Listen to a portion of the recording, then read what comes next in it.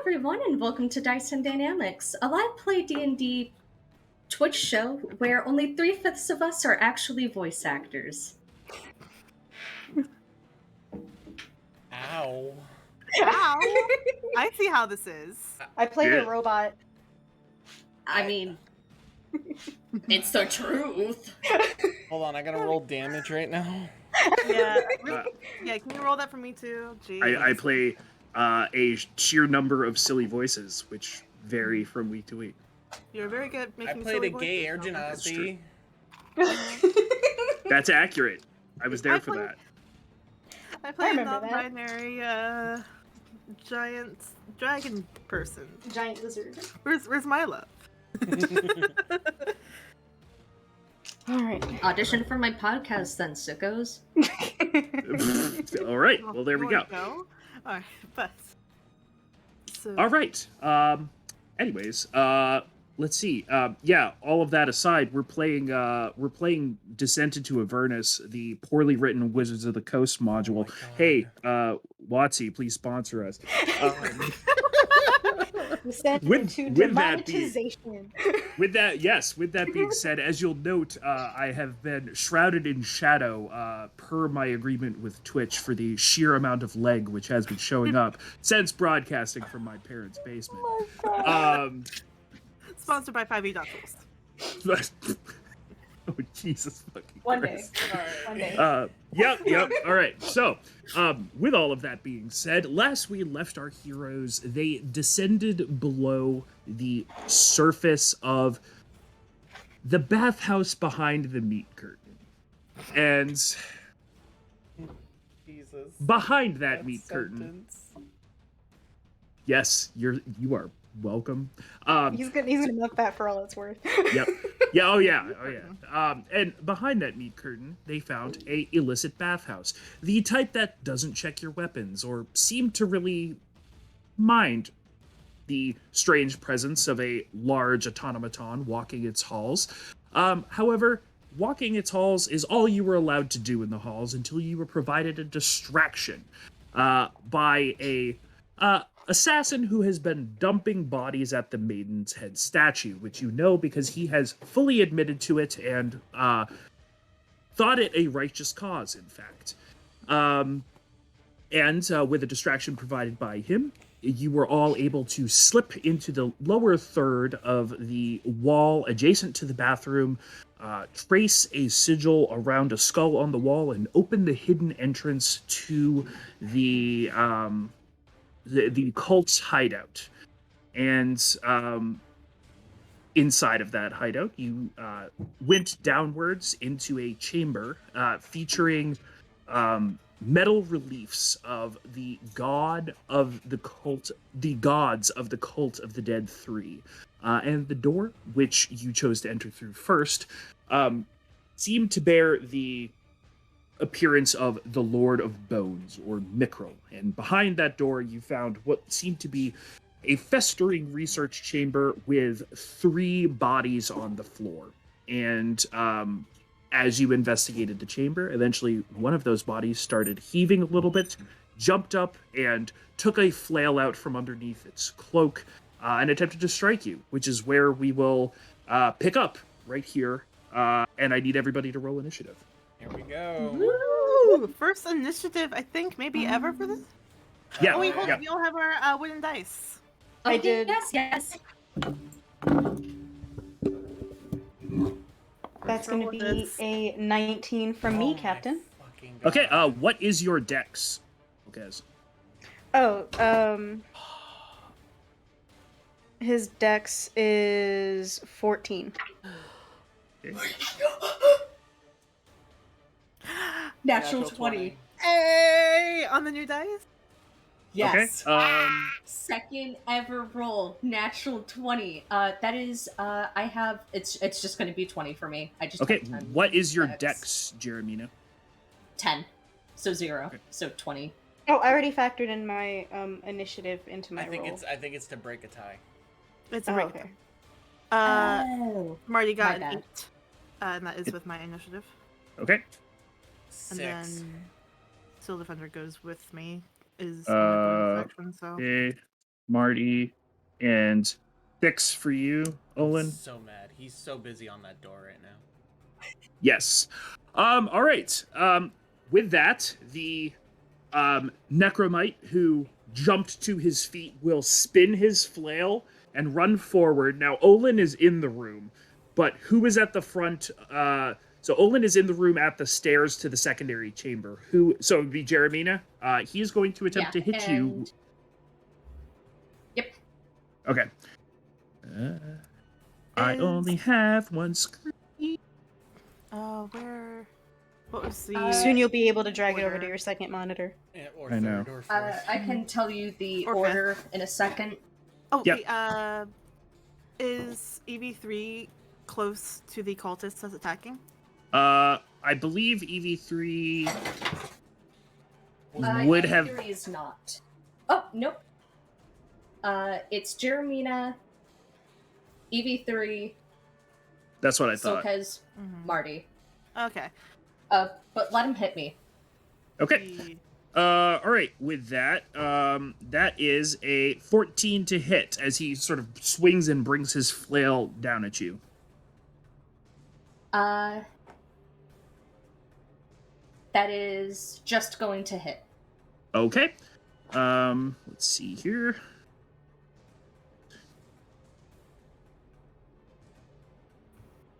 Oof. Okay. That is 7 points of bludgeoning damage as he sort of brings it down across you. And with that, Jeremina, it is your turn. A cultist just struck you with a flail.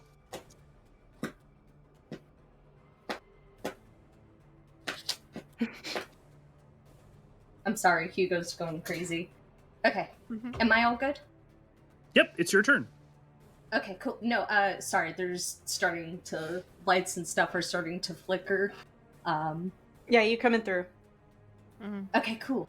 Alright, so the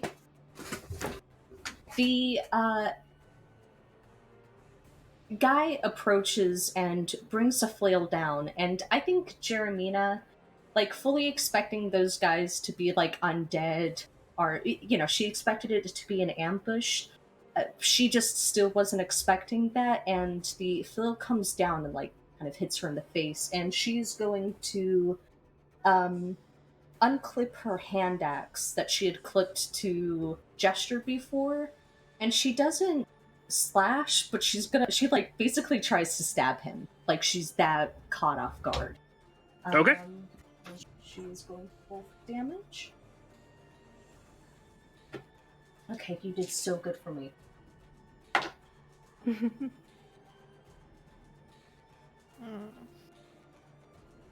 One. Oh no! I'm serious. The duality, I guess. Can I describe this? Yes, you certainly may.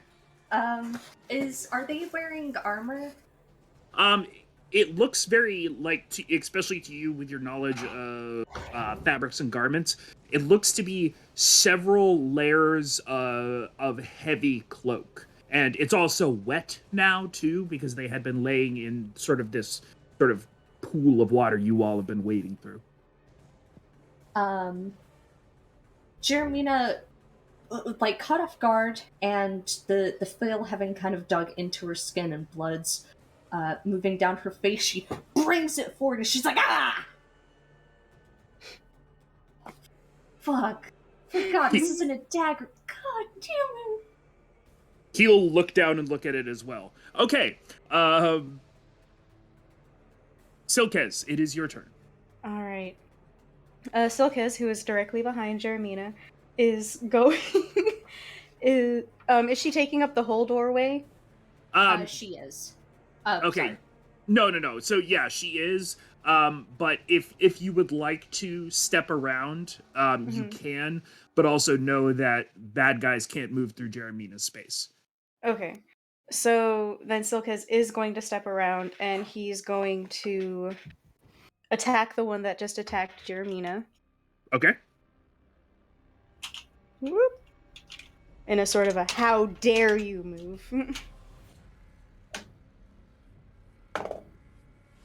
That is a nat 20. That will hit.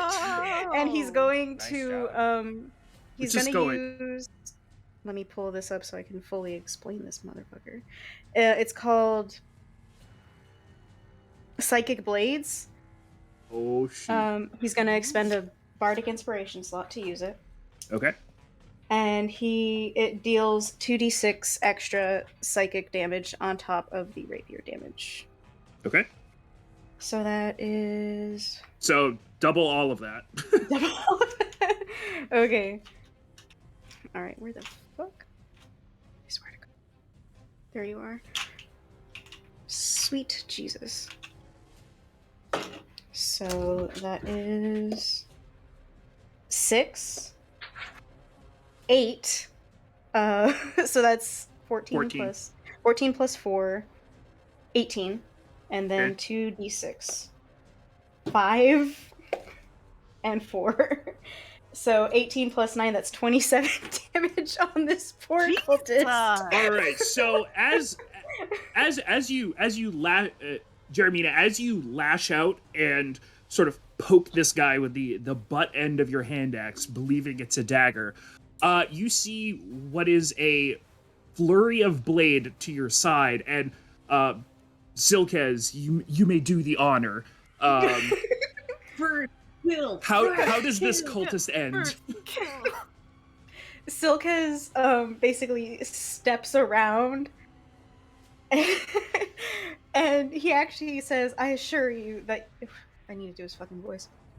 I assure you, you're not going to be doing that again, as a way to use the psychic blades. And he basically just slashes an X and then one across the throat. Okay. As you do that from the side of Jeremini, you bring the X up, and the first thing you see is his arm, which is slightly extended with his flail after striking Jeremina, just sort of turn its way off, and then he sort of brings his stump up to his throat, but by then it's too late. There is just a spray of sort of crimson as he collapses down into the water. Silkez. He could have herpes in his blood. And I've got an open wound on my face. Can you not do that again? At this point, the necromite who was just behind him utilizes half of his movement to rise to his feet and looks at all of you and sort of smiles, sneers almost, looks at the fallen body of his comrade and says, calcium for the Bone Lord. And we'll try to hit Silkez after moving forward. Calcium for the Bone Calcium Lord. for the Bone Lord. This guy, yeah, and he does seem like a little too intense on it. The bone theme may be running a little too strong for him. All right. Let's see here. We will polish the stones with your fat. Oh, okay. Silkez, that's a 19 to hit. That hits. All right. And it is for 6 total bludgeoning damage as he sort of brings it across. And that concludes his turn. So you guys have the body of one and the personage of one on you guys. It is now Marty's turn. Okay. Marty has, upon seeing things starting to go to hell, she's sort of like definitely like backed away a little bit, is definitely wigged out by this situation. And she will say as her bonus action, EV3, do something! And EV3 will step forward and do exactly that, and basically just like take dude's head in hand and just like shove it real hard. Okay. And smack him basically with a force empowered rend. Give him some whiplash. Sure thing. Let's see how he do. How do you do, EV3? Roll the strike. Oof, not a great number. 8 plus 5 is a number. I'm losing my brain. 13? 13. 13 to hit? 13. You sort of through your hands covering your eyes, you see this very, very intense cultist who has just struck Silkez, sort of EV3, reach back and just sort of pummel them. Go ahead and roll damage. They seem to be pretty easy to hit. That would be 4 points of force damage. Okay. He is knocked back, but still looks ready to fight. 4 points of force damage. Right. And you still have your action. Marty will look at Jeremina and Silkez, who have both been hit, and say, like, are you guys okay? I've been better. Yeah, baby, we're all good. You stay there. You don't move an inch, all right? Marty looking up and seeing Jeremina and Silkez just splatter. Yeah. Okay, so there is the like mark of a flail just kind of abscessing her face right here, and you can see her horn is like taking a chunk off, and it's hanging like a half chopped tree, and there's just blood splatter across her, and she's like, baby, it is okay. Oh my god. But it's okay. It's all good.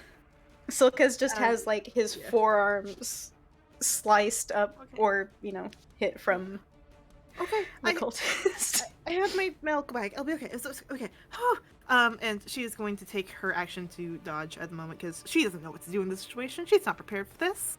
Okay, sounds good. All right, with that, does that conclude your turn, Marty? That is the end of my turn. All right, Olin, you have very quickly heard a ruckus erupt behind you. What would you like to do? So Olin, before hearing the ruckus, goes, "There's nothing to," and he hears the conversation and the screams and all that, and he looks back, and his face just goes blank, and instantly, with complete grace, he pulls his short sword and the raven feather dagger, sprints behind the one that attacked Silkez, the second guy. Mm-hmm. Yep. And from behind him, just short swords him. Just all right. Tries to go right into his back. Go ahead and roll the hit. With a, that's not gonna hit. With a 7. A 7 will not hit. You dig your dagger in, and you find it struck nothing but cloak. With his bonus action, he's gonna spin around and try to put the dagger into his side. Okay, go ahead and roll the strike. Jesus. Okay, a 10. That just barely misses. You sort of see him moving his head out of the way, and it sort of catches, and sort of whiffs of hair catch, but you're unable to catch him. Okay. With those misses, he'll stay there and end his turn there. Damn. Okay. Alrighty then. With that, the last necromite jumps up and sees you flanking his buddy, and is going to go ahead and move to attack you, Olin. Okay. Sort of spinning the skull-headed flail around. 17 to hit. That hits. Ookly dookly. Strong cultists. Oh, we are level 3. I've honestly just been rolling very goddamn well as well. I rolled really bad, but it just. I've been sorry. rolling That is shit. 5 points of bludgeoning damage, Olin. Right. I've been rolling shit so far, so we'll see how we do. All right. There's always one cursed member of the team. Oof. That. Ironically, it's the one from Barovia. Yeah. Yeah. That's why I'm hoping he gets better. All right, with that, we are back to the top of the order. Jeremina, you are next to Silkez, who is being threatened by this intense-looking cultist who has just been sort of smacked across the face by EV3. Cool. She's gonna look back at Marty, make more kind of placating gestures, like she's very worried. And she reaches up to brush her fingers through her hair, and like obviously it's just like slicked with mud, and then her fingers like pass through the gape in her horn, and she goes, "No."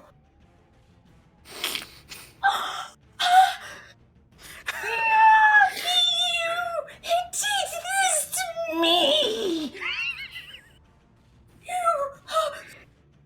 You're dead! And she is going to, taking her axe, like, lunge forward through the water and just start bearing it down. And I think she's going to go for the one that EV3 is at. Okay, sounds good. Go ahead and roll the strike.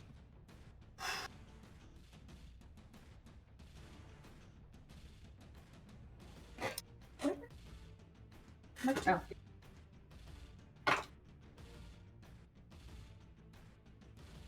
Hey, 8 plus 4, 9, 10, 11, 12. 12 to hit. That hits. Yes, because AC is 11. Alright. Yeah! That is going to be, 7 damage. Okay.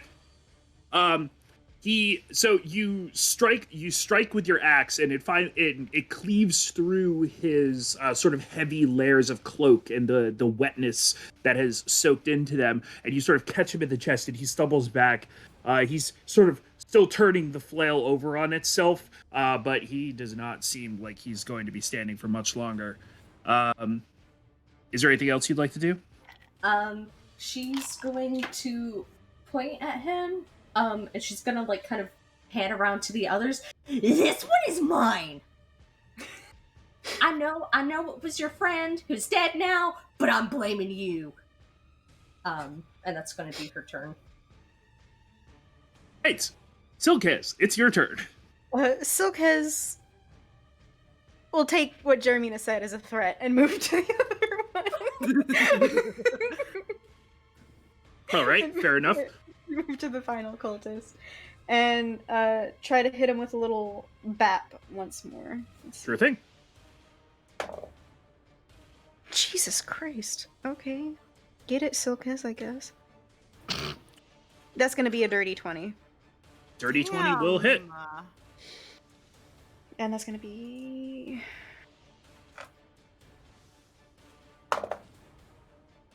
eight. Okay. As you lash out with your rapier, and given that the rapier is a thrusting weapon, you are able to sort of make purchase and punch through this cultist's heavy robes and feel it meet body underneath. And he didn't seem to like that very much. I imagine not. He's looking about sort of halfway to fighting shape, you would say. How much? Anything else you'd like to do, Silkas? 7. Nope, that's it. Pretty sure Okay. it's 7. 7 or 8 damage. It was, I did 8 damage. There we go. Yep, I got it. Okay. No, I was Vishnu. It is the Necromite in front of Jeremina's turn. He's going to go ahead and sort of struggling, spin his mace around, and he'll point at your head and say, Keratin 2, and then we'll swing the mace at you. Yuri is going to sort of like grab at his arm as he does so and try to deflect the attack. Okay, what do With I need to roll for that? disadvantage. You're rolling disadvantage on the attack roll.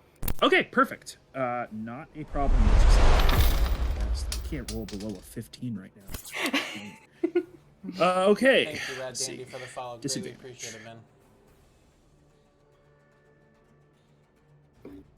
And you see EV3,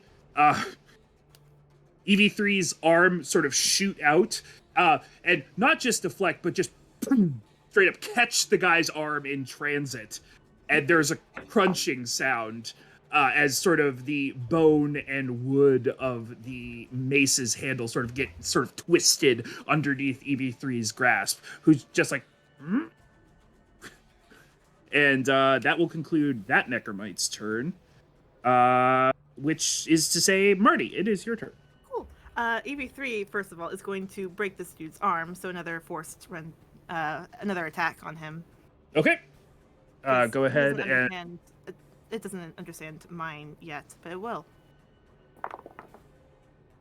Ooh. That is a 7 plus 5 for 12. 12 will hit. Cool.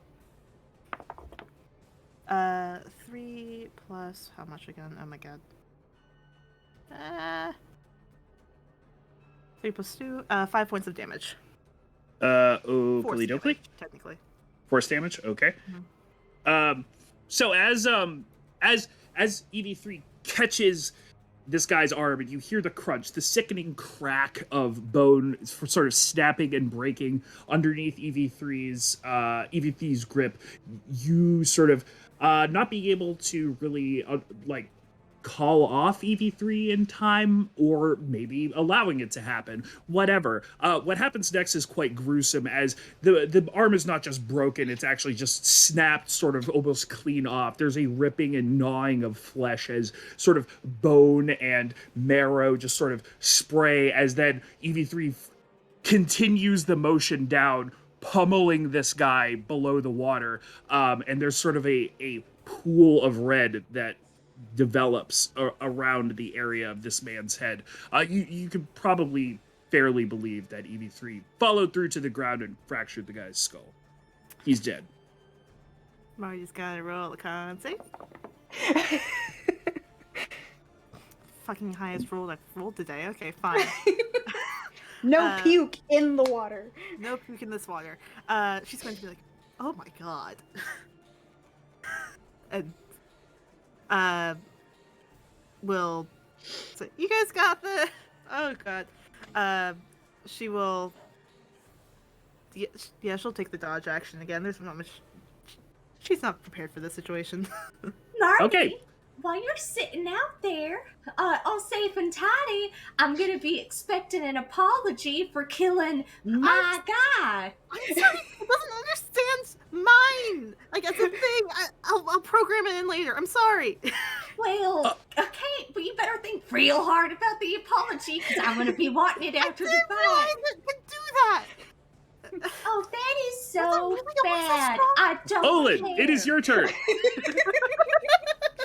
After Olin gets attacked and then Silkes runs up on the same person, he's going to stutter, almost attack Silkes because of the suddenness, and then realize who it is, but Silkes can still see the blank face and like the foggy eyes, and then turn towards the last guy and go for the short sword and the dagger again. Okay.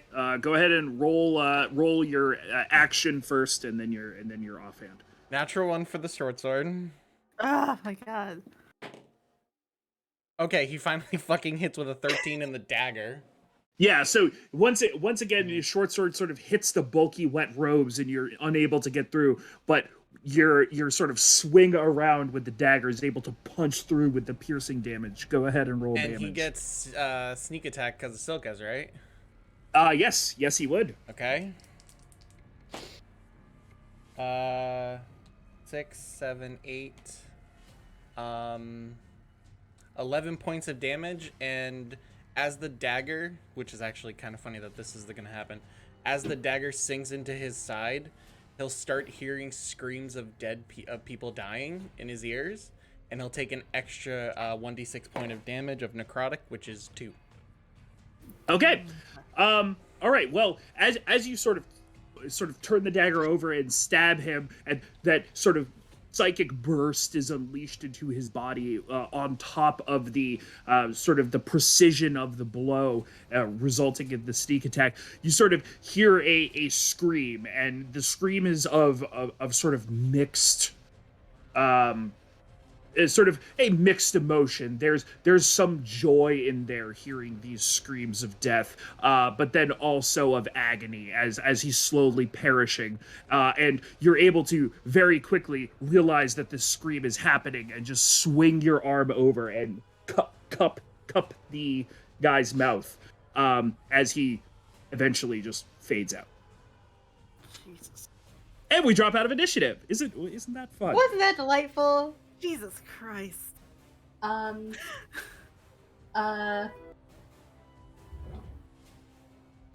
Okay. Can I start? I want to address. Well, all my characters in the scene are dead, so yes, sure. Go ahead, Jeremy. How much does Marty weigh? Oh, Jesus. Like, probably like 100 200 pounds, 150 around there. She's pretty light. Oh yeah, okay, perfect. Jermina is going to shoot turns. And there is not just arterial spray. There's not just the head cranial bleeding dripping down her face. And you can see that somewhere in the middle of the fight, there's this like thin white cap on her teeth that got fractured. And you can see like the almost obsidian black underneath. Frightening. Now there's like bone dust and gore. And she's gonna turn and she locks eyes with Marty. And she's making her way across. And she goes and brings Marty up to eye level. Jesus. Marty, I've been enjoying a level of platitudes with you. I would say pleasantries. Pleasantries is the right word I was thinking of. Sorry. Let's start with I am hurt because I feel bad that my horn is uneven. That makes me feel very insecure. I was hoping to be able to process that by murking him. And I am understanding that in the heat of the battle, I could not expect you to be able to process all of that and communicate that fairly to EV3. I'm very sorry. I didn't realize EV3 would do that. I will make sure that it doesn't do that next time. Do you understand how that hurt me? Yeah, do you want me to look at that? By the way? I already snapped it off. And it's bone with the carotene layering. Dumbass! I'm sorry. And that wasn't at you. Yeah. I was just talking to him on my shirt. Fucking damn it. Can I pull a meanwhile? Meanwhile, Right. Meanwhile, Silkus is like, you know, fucking Chris Pratt style with Olin. Olin, are you okay? After Olin puts the body down and looks at the short sword and throws the short sword and sheaths the dagger, he'll look back and you'll see Olin's eyes slowly fade back to normal and go, "What happened?" I love Fish's face. It appears you blacked out and became a killing machine, is what I'm understanding from everything that I just witnessed. Wait, what? So it looks like you went on some sort of autopilot and you started killing. You had very quick and very efficient moves.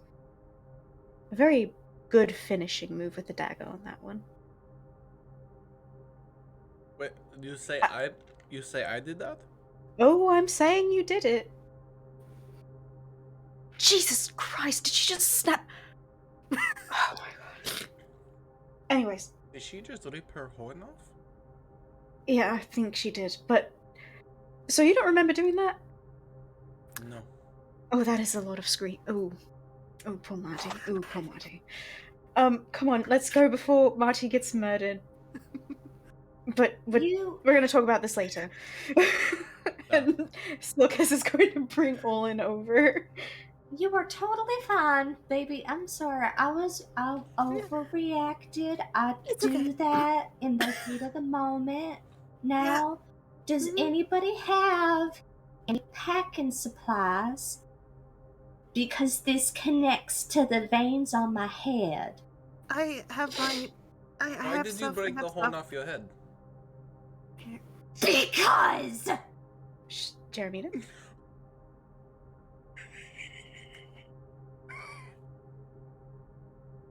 I'm okay. I'm okay. I'm trying not to Olin, you cry. did such a fantastic job. I was so proud of you, baby. You went out there. You were killed. I mean, you didn't. You didn't actually really kill anybody. He did kill the last one. Oh, you did?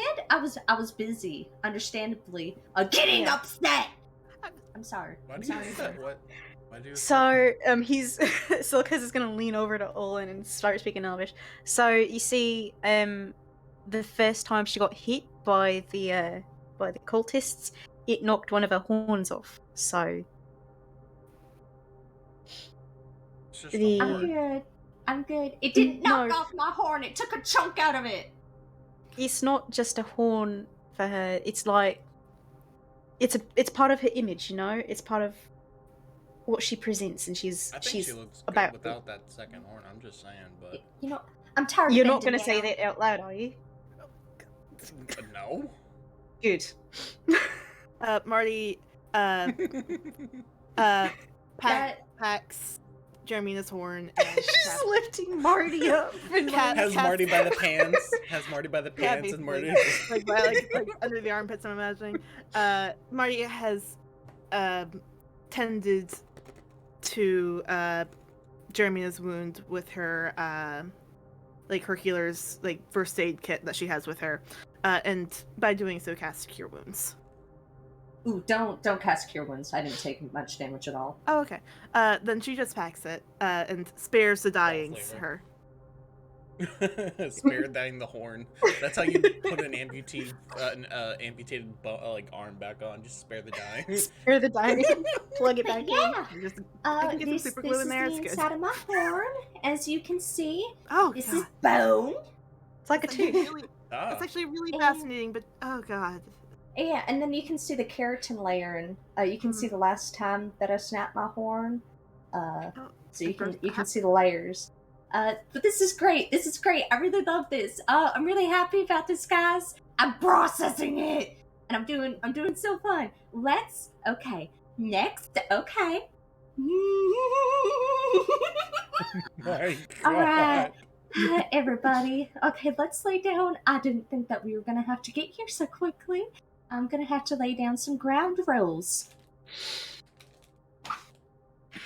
If I say I'm killing something, I'm killing it. Okay? The next time someone kills what I'm killing, I am starting with the youngest person in your family. Okay? Sorry. You know my family? I will wait until you make one, Olin. Okay? Stop asking me dumb little questions. I really want a polymorph dragon to fuck with Jeremina just once. Okay. Okay. We are all good. Okay. We gotta keep going. Okay? Do we understand? When I say I'm killing it, I'm killing it. No. Hey, Understood. EV3, what's up, baby? When- What are you... when Jeremina says mine in the battle sense, it means do not kill the thing that she is attacking, okay?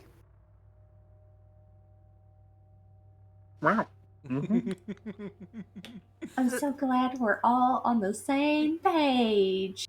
Thanks, buddy. She Okay, let's go.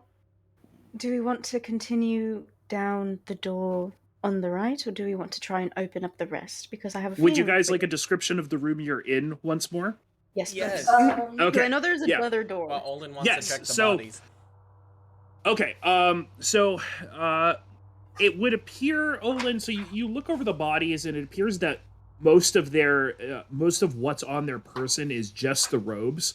And that's likely because their personal effects were probably strewn across. There's one large table in here that runs the length of a wall, and sort of tacked up along the length of this table appear to be parchment, and there's parchment spread out along the table. So it looks like they dropped off all their personal effects and they don't really have anything on their person. And along that table, you can find 2 rusty daggers, which would just function as a dagger. As well as there is a pouch filled with 5 gold pieces total. Okay. And I is somebody writing this down, because I won't do it for you. I got. So Yeah, there's I a don't know if pouch you guys want dagger. to start like a place where you track group loot or whatever for dispersion, because this is a dungeon. There may be more loot. who knows? I'm making a loot category. Yeah, there was rusty dagger. What else? 2 daggers. So 2 rusty daggers, pouch with 5 gold pieces, and you also find what looks to be a pearl that's probably you, Marty, could at least tell that it's worth at least 25 gold pieces. Damn. That's a nice pearl. All right. Additionally, the things sort of not of loot value that are on this table, you see a dizzying array of parchment, all of which looks as though it has a torn or teared edge. The ones that have been stuck up on the wall have been scrawled upon. So it looks as though there's 2 different colors of inks on these parchments that have been stuck up on the wall. The ones that are on the table itself appear to only have 1 type of ink on them. Is there anything of note on the parchments?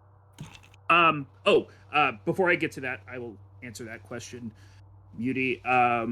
The last thing is that there is that staircase that descends or ascends.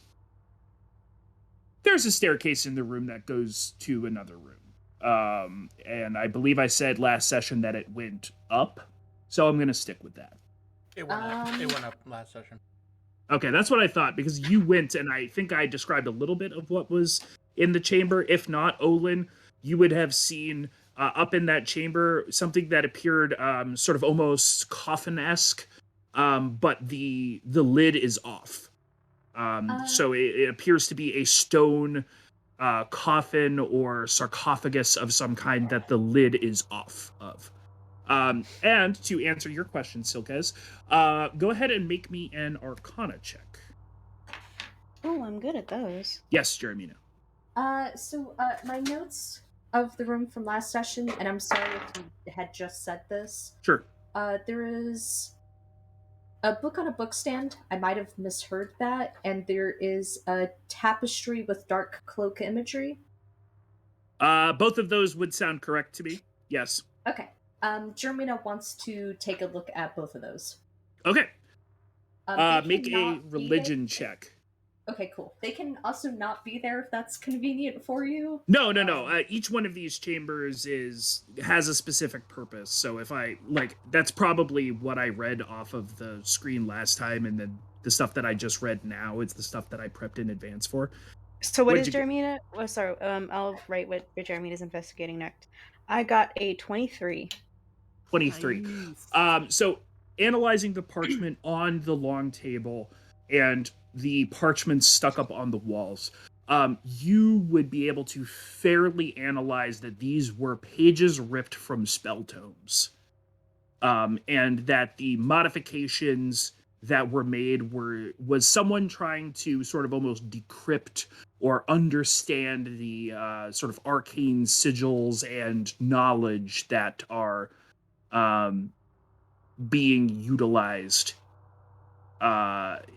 upon the page. So one set of the ones that are stuck up on the wall have been annotated, and the ones that are on the table have not yet been annotated. But they are all ripped from spellbooks. Okay. I got an 8, and I'm investigating a tapestry and a book on a bookstand. Okay, what languages do you speak? Common, undercommon, and infernal. Okay. So approaching the tapestry and the book on the bookstand, you first off you note that the base of the bookstand is moldering and warping intensely with the water that it's standing in. The same is also true for the base of the tapestry. The tapestry's imagery is reminiscent of that of the door. So if you had to take a fair assumption, you would say that this is likely the Lord of Bones that was invoked by the cultist that rose from the water. Likewise, the book, it seems different than the pages on the wall. You can kind of look it over. It is written in a language you don't understand, but just the general composition and sort of presentation of the book would make you think that it's some sort of religious text. I can't even read the stupid book. I can't do anything right. I got hit in the face. I didn't kill anybody. Oh. Hermina. I'm okay. I'm Do okay. you need help? Do all the spell pages have anything in common?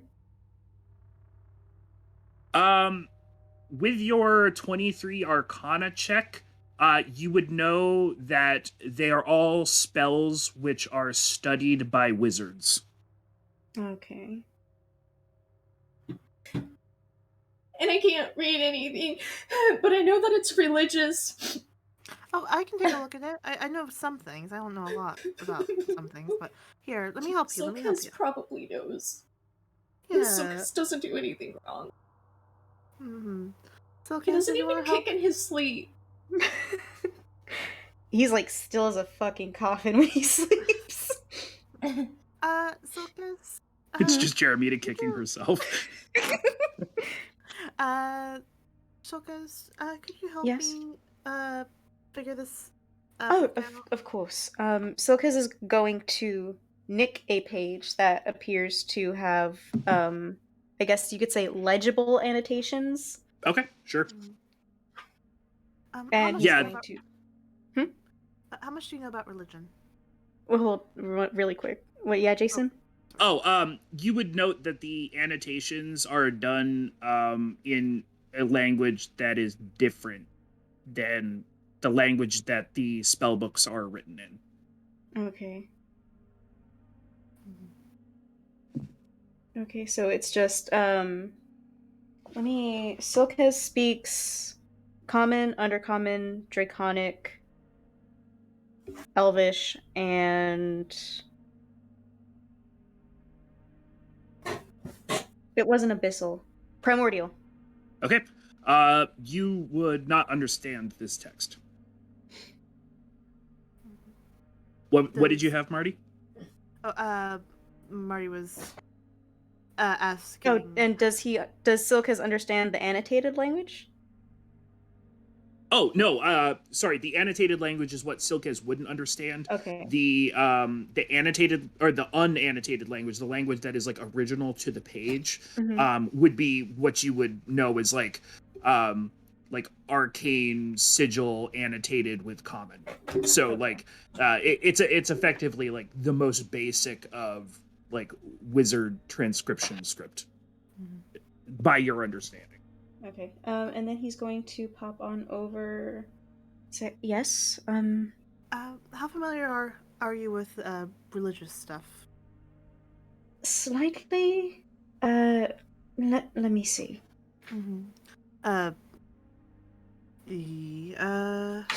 Silkus will walk over and look at the book. So, Marty has a +3 in religion, but I don't know what Silkus has. Owen's gonna take those rusty daggers. Silkus also has a +3 in Okay. religion. Okay. Then, in that case, Marty's still going to let Sulkez Sorry. roll with her helping for the book, if that's all right. Oh. Nope. Sure. Go ahead.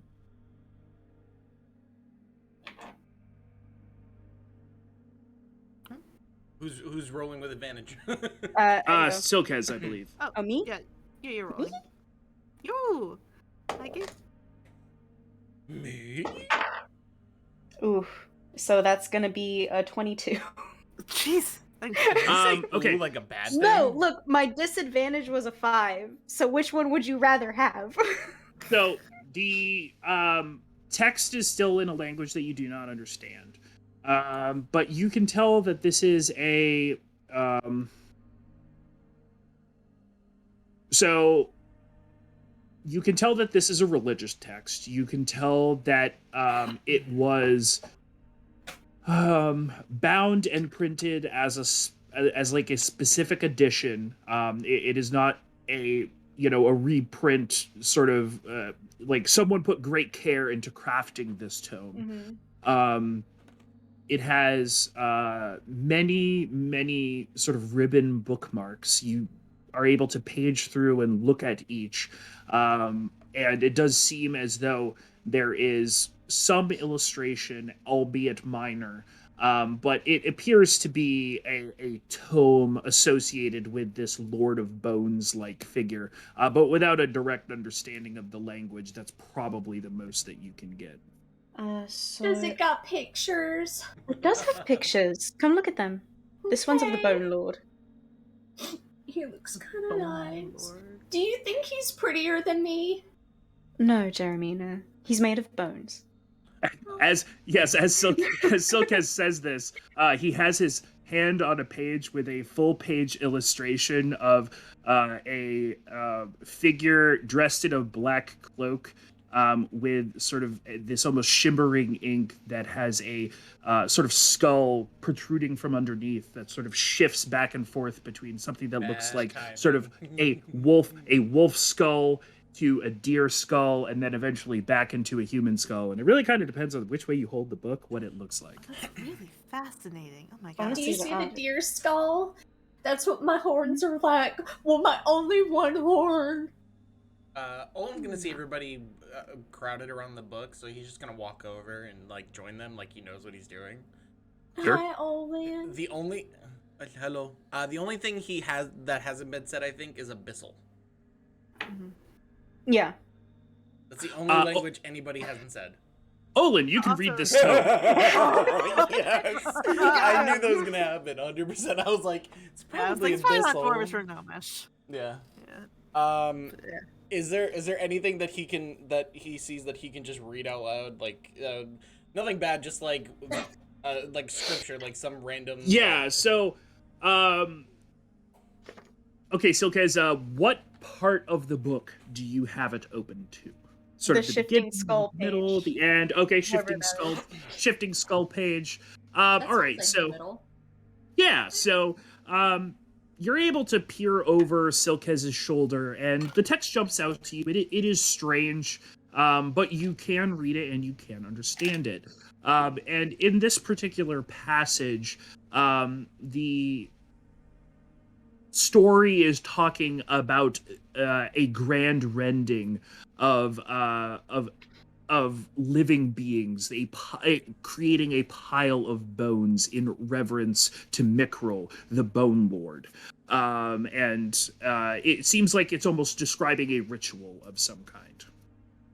That does not look good at all. Why would you put pile of bones together? You can read it.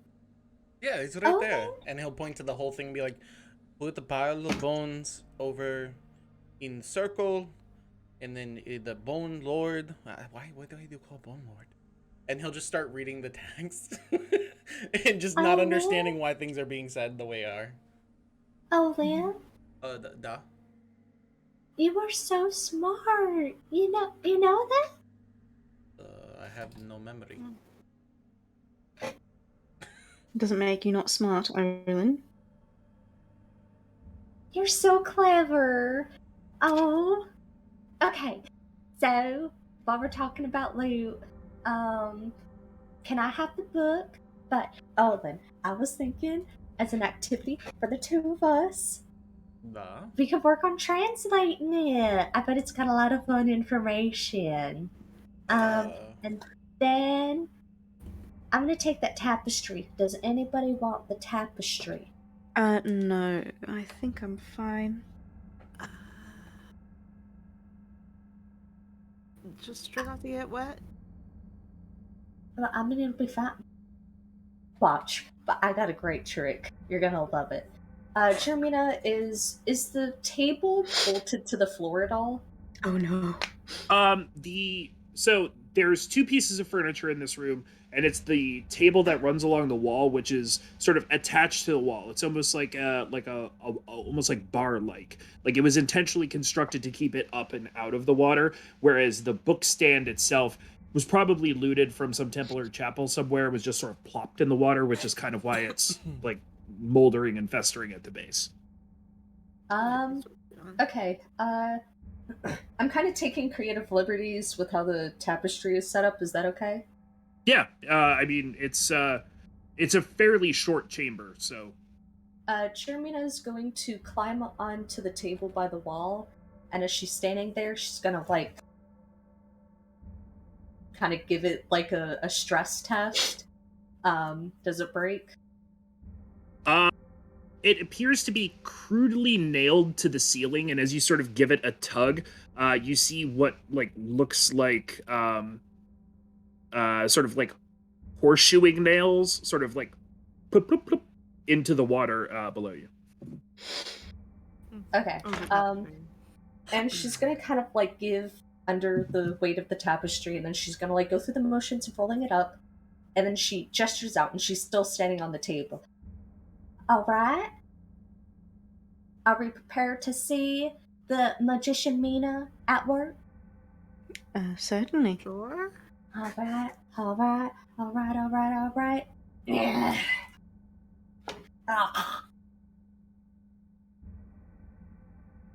Pow! And she's gonna gesture out with her hand like that, and the tapestry dries up as she casts prestidigitation on it. Oh, that was very fascinating. It can definitely go in EV3's in the bag now. Oh, that's not going to get mildew everywhere. See, no, I'm gonna carry it. Whoa. She's gonna pick it up, and she's going to like coil it on her shoulder. Oh no, that's a bad idea. Oh my god, it smells so bad. What? Okay, I'm sorry. Alright, are you ready?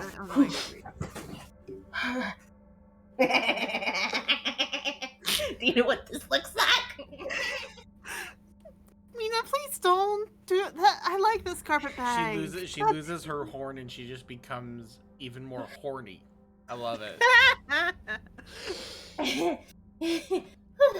Anyways. Thank you. So, Okay. I'm normal again. well done. Do we know what's up those stairs? We don't know. Coffin. A Dairy Queen. What A is, coffin. Question. what is Daddy Queen? Let's not worry about it. We'll come back to that. But you said it was a coffin? Nah. The open. Yeah. Oh, okay. It's open. Nah. I go first. Let's. I mean, EV3's pretty bulky. It could go first. I was gonna say, or we can, Well, we or can try actually- going to the other rooms first and see what's That up with sounds them. I don't think there's another. There's the like leave this room. Yeah, back the bane into and the other, ball Oh. and stuff. So. Well, actually, maybe EV3 should hang back. That was kind of horrifying until I can. Whatever. Let's go with me first, cause I was yelling. And if there's others, I'm sure they heard us. So I'll go first, but when we get into there, I'll send Olin out, like we just did. You know, Yeah. you go out and you case the room and you make sure it's all safe for us. Yeah. My horn. Okay, I'm fine. I can help you figure it out. Don't worry. but they're gonna look at me, and I'm gonna be ugly. I'll make it pretty. I can make you like a horn cap. No, but they're gonna look at me ugly right now. Yeah, and then Well, you'll kill them. They're not going to see you But- as ugly. They're going to see you as fucking terrifying. No, but I want to be pretty and no, it's not the time and place, Mina. Okay. Okay. I put it away. Let's go. Are we going upstairs or to a different room? Upstairs. All right. Mm-hmm. All right, who is going first? Mina. Oakley dokley. So you go up the stairs, and as you do, the sight becomes even more clear. There is a stone sarcophagus in this room. It does not appear to be built into the floor. It appears to almost have been constructed here after this chamber was originally constructed. How close to it are you going? I think she gets close enough that everybody can be in the room, but like she would sidestep before she would get close. And then she'll kind of look over at Olin and point with her mouth at the sarcophagus. Over there. Olin will take out his raven dagger and one of his new rusty daggers and slowly walk towards the sarcophagus, but also scanning the room for any movement or any like traps or anything that like sticks out. Okay, this is a fairly small chamber. Due to the fact that it is elevated, it is not wet like the other chambers. All of your feet are out of the water here. Olin, as you approach the sarcophagus, its lid is off and it's kind of like leaning on the side. And you're able to get up close enough and you sort of peer downwards. And what you see is basically a bookshelf that's been laid on its side. It appears as though these cultists have been utilizing this sarcophagus as what is effectively a bookshelf. There is so tomes of varying different covers and sort of looks to them all lined up on the inside of this sarcophagus. He'll just, before he says anything to them, he'll do a quick overview and just see if there's any like traps or any like pressure plate kind of things after you sneeze. Yes, go ahead and make a investigation check. +1. Lit. Natural 1. Natural 1. It does not appear to be trapped. Olin will grab a book and pick it up and go, just books. Oh, Oh, okay. that's well, interesting. Let's not waste time looking at them. This place is great. Who knew that cultists were better than any bookstore? All right, let's just go in. Do you got They've had space some- in your carpet bag? Yeah, I don't think we're at capacity yet. All right. Okay, let's just.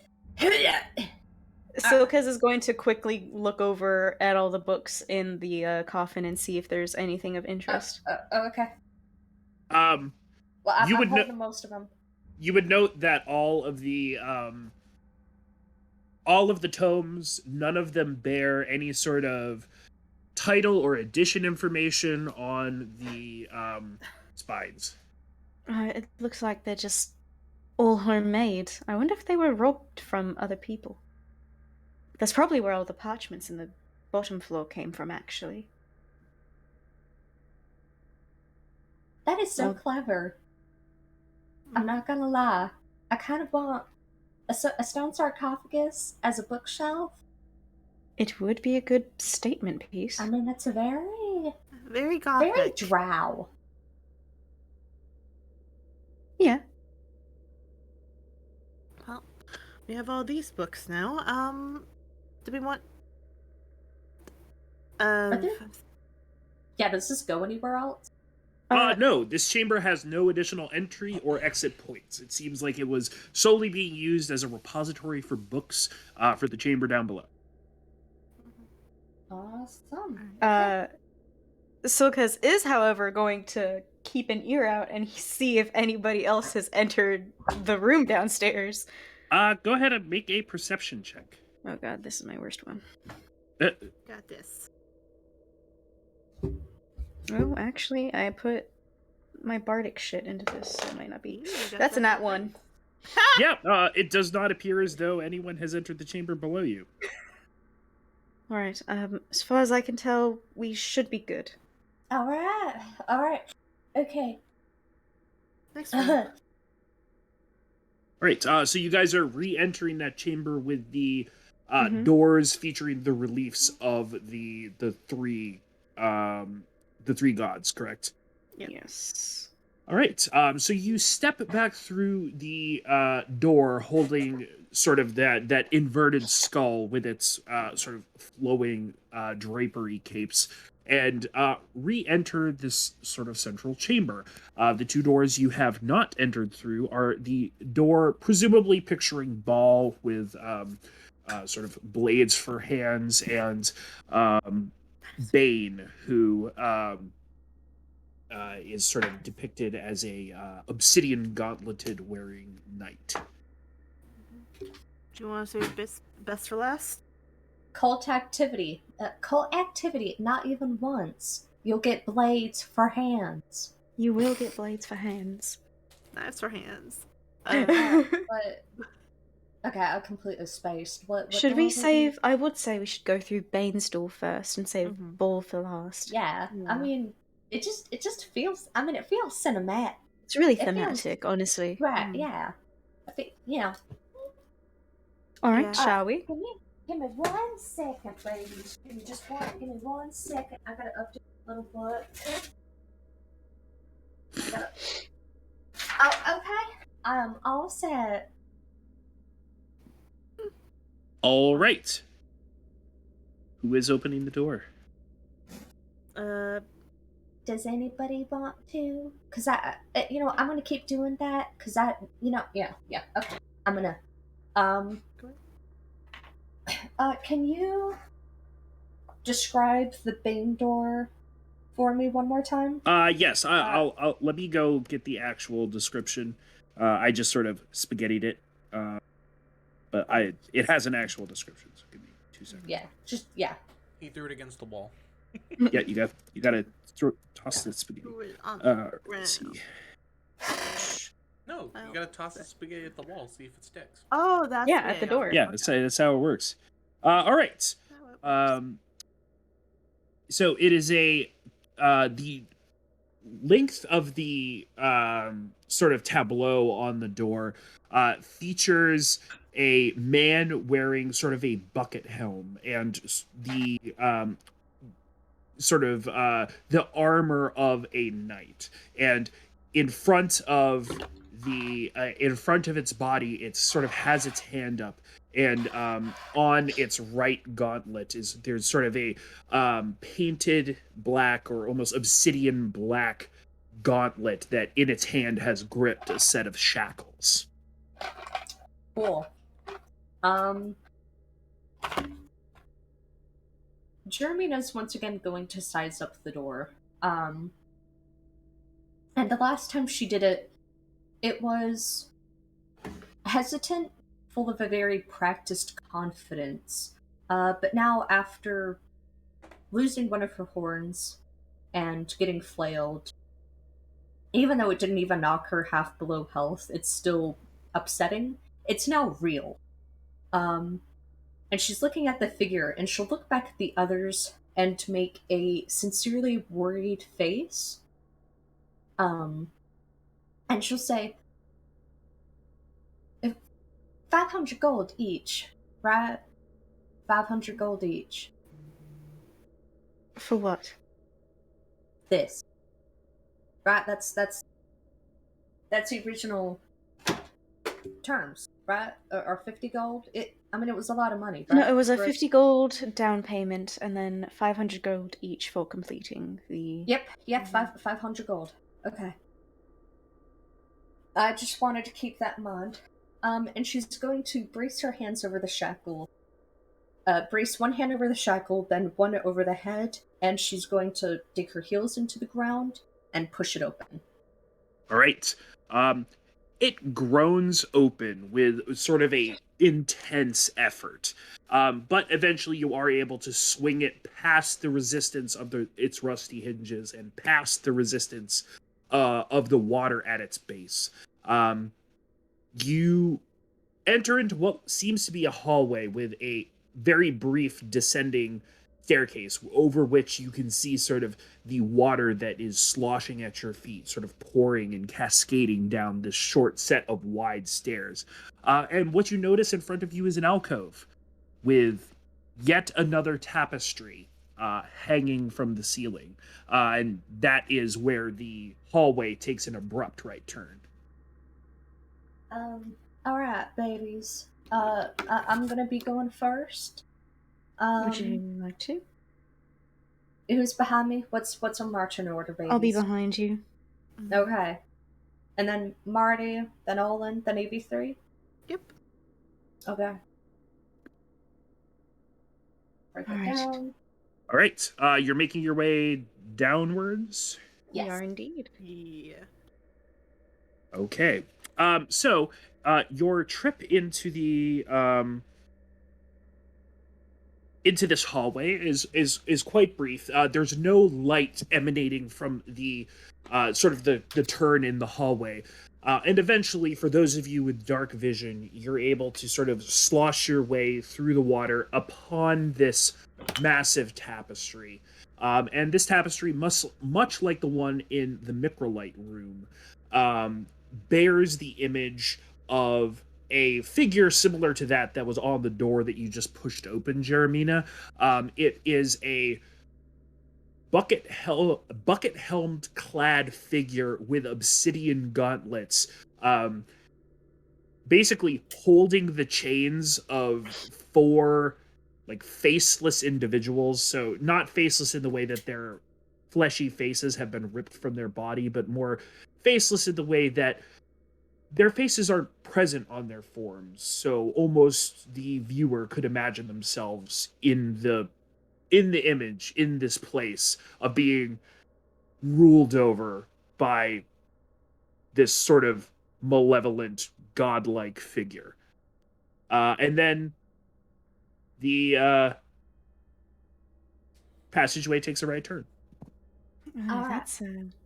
That's grim. Yeah, it's very. Can icky. Marty, can I ask a favor of EV3 as we're passing through? Sure. Can EV3 take down and stuff it in your carpet bag? And I promise I'm gonna make up for how much space I'm taking up in that carpet bag of yours. All right. Let's Alright, see. ooh, yeah. How heavy are these tapestries? I would say that they would probably come in at about 20 pounds each. Okay. Yeah, we can fit them all. EV3, could you do that? Okay. EV3 walks up to the tapestry, and you see there's it sort of reaches up and starts pulling it. You see yellow dust sort of poof off of the tapestry as it rolls it up and slips it into the bag. That's I'm gonna have to pollen, clean guys. that. That's Let's just clean that's that. just pollen. Yeah, it's like mildew and Spores. Spores are If smelling we Marty's keep all the bag. tapestries, we might have to get rid of the books. That won't be an issue. I'm strong. The Okay. bag of holding should be able to hold everything. Theoretically, double check. Alright. Just give me a second. Right corner. Right turn. Okay. Jeremina will double check. Are we Mhm. y'all good to set? Alright, let's keep going, Doors. Yeah, Dears. hold for like 500 pounds. It should be okay. Yeah. All right. You take the essentially the right turn, which is the only way that you can take here, and you make your way down the chamber. Jeremy, you do have dark vision, so you would very quickly be able to see that at the end of this hallway, about 30 feet in front of you, is what looks to be the sort of almost dark shape of an altar. You can kind of see the pile or mass of what you assume to be candles centered around an image, and then there appear to be offerings of some kind placed sort of in the front of all of that.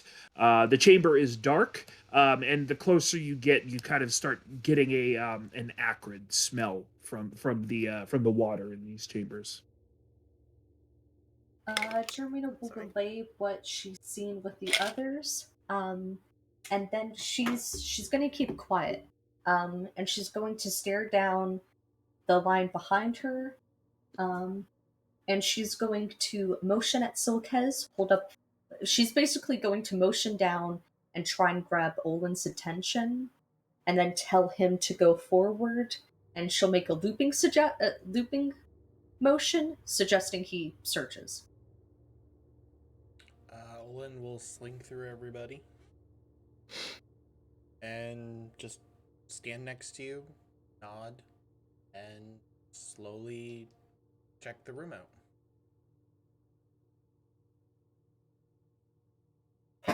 All right, go ahead and make me a perception or investigation, your choice. Actually, you have dark vision, right? Yeah. Okay, yeah, then perception or investigation, your choice. Fuck yeah, perception. Mm. That still fucking sucked. It's a 9. I'm Okay, rolling fucking terrible tonight. I need new dice. Hey, that's all right. Wait, What's up? hold. I have a shit ton of points. I'm going to break. Can I break the system really quick, Jason? Sure. Can we give bennies? I just gave Mark inspiration. Sure. Alright. Hey, better. 16. Okay. So, as you make your way forward to this chamber, this appears to be another chamber, just like the one you were just in. That it's almost linear. It has a pathway or an intended pathway, and so it does seem like it continues onward to another chamber. But this chamber in specific, you see the altar, and as you kind of close in, your dark vision is able to start picking up more detail the closer you get. And it looks to be an altar. None of the candles on it are lit. There is a painting which you're able to very hazily make out as a similar scene to the one you just saw on the tapestry. And then on the altar, in front of the candles and in front of the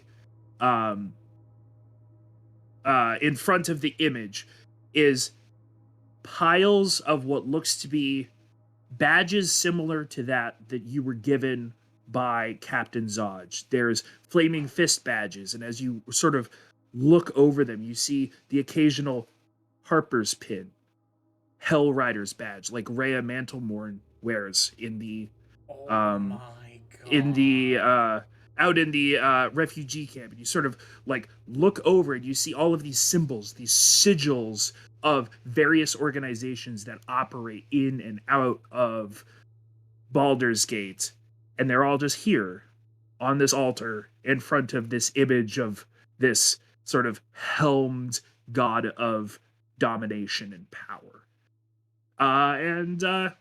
Yeah, that's all. That's it. Fucking yeesh. Olin's just gonna Olin. stand and stare at this pile for a second. You guys, Owen's not looking good. Silkez, she's gonna turn and tap him, then motion for him to go forward. Silk is. and- Be careful. He went stock still. Yeah, I'll see what's up. Silkus is going to go as quietly as possible in. Okay. So because you're able to sort of make your way, doing your best to sort of slide your feet and slide your ankles through the water so as to not slosh. And you make your way up next to Olin, and looking down, you see now what he's looking at. And amongst the various symbols, you see a necklace featuring the snake of the Zentharum, as well as one of the sort of pins or sigils from Briganda Arth, Jaraxel Benair's pirating troupe. It seems to be quite the collection of heraldry, as it were, upon this altar. I was going to ask. No, I was really. Olin's gonna feel Silkez, and obviously now that Silkez, that is a lot of adventures. That is a lot of adventures. Olin's gonna look back at Jeremy and just nod. Silkas is going to look back with like a very grim expression to match Olin. Marty She's will going to turn go and back join to them. Marty. Hey, it doesn't sound like they found anything good. Do you want to It- go up and do you want to go up and see, or do you want me to tell you? Marty kind of gives Jeremy a sympathetic look and just kind of shrugs and says, I gotta get used to it. Might as well. Okay. And she'll so- extend out her hand. Marty will take it and give it a squeeze, more for Jeremia's sake than hers, and will walk forward and see. I will be right back. Okay. Yeah, they'll walk up together. And she'll see the badges, and she will let go of Marty's hand after giving it a squeeze, but leaving her hand on Marty's shoulder, and then she'll place one on Olin's. And she's gonna say, I mean, this must be awful for you, Olin. I know it's bad for me to see that, but I mean, you're haunted, ain't ya? What do you mean? I mean, you got ghosts. And this, I mean, that's nothing but ghosts. No. Oh my god, Fish, you just made me realize something. I get a ghost per proficiency. I technically have one more space. I no, Ooh, I want you to interesting. hold on to that. Yeah, hold on to that Um, shit. I If can get rid of it any time, but I just realized you said that and I was like, I could actually pick up one of these and pull a fucking soul. I have a Jeremina moment that I really, really want to do with you. So unless you have a proficiency later, you should keep it empty. Yeah, at some point I can actually use them to gain advantages and stuff, but I Um, Olin's gonna sorry, I just want to grab this. Is there anything like like a cloth or anything that's like big enough to turn into a sack? Actually, I can beat you to that because Marty was just pulling out a handkerchief to do the exact same thing and start collecting them. Yeah, Olin's gonna help you instantly and offer to take it because he doesn't have anything on him. Yeah, and Marty, they're. Yeah, she's like, I don't want to put these in the bag holding. That seems rude. That's fine. I can do. Yeah. are the candles lit or unlit? They are unlit. In fact, you would say that this chamber probably hasn't been entered for a while.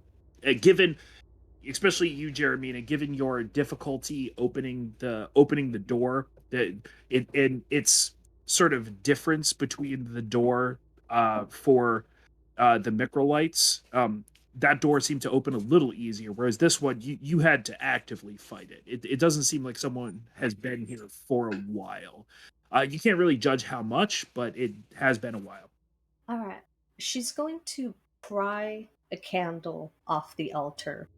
And she's gonna like turn, showing everybody the like candle dripping, and she takes her thumbnail. Cool. Okay, I get to. Sorry, I'll re-describe this. Jeremina had the other two are collecting badges and putting them in a like makeshift handkerchief to carry. Jeremina has pried a candle off of the altar. They're all unlit, and she takes her thumbnail and she kind of wedges it under one of the wax strippings down the side. All right. Now I'm betting these definitely aren't soy. These are probably. I mean, if I was a domination cultist, I'd make them animal based. Just to really go the extra Yeah, mile. Or maybe that's where they get all these badges from. No, this ain't human. Human smells weird. But if you see the density, the coldness of it, and the thickness of it, right? This chamber ain't been in a while, and that door was hard as hell to open. So these are Bane's losing. I guess so. Like, I'm surprised. Yeah, I guess. Silkes will personally take the Zentarum and Brigandarth badge. Nice. Olin, yeah. So while Olin and Marty put it together in a handkerchief for Olin to Mhm. carry, and yeah, you Mhm. grabbed them. So, but Olin literally tied this shit up and put it on his side. Silkes. Oh, he would have like he. I know they were collecting them, but he would have taken them for himself. Yeah, himself. No, yeah. no. So I'm saying you Okay, in cool. the middle. Go Yeah, you ahead. Go took ahead. You're good. those, and then Hey, Silkes. Hmm. Can I have that Brigand Darth badge? I know you might have been closer, but I was the one that made their outfit.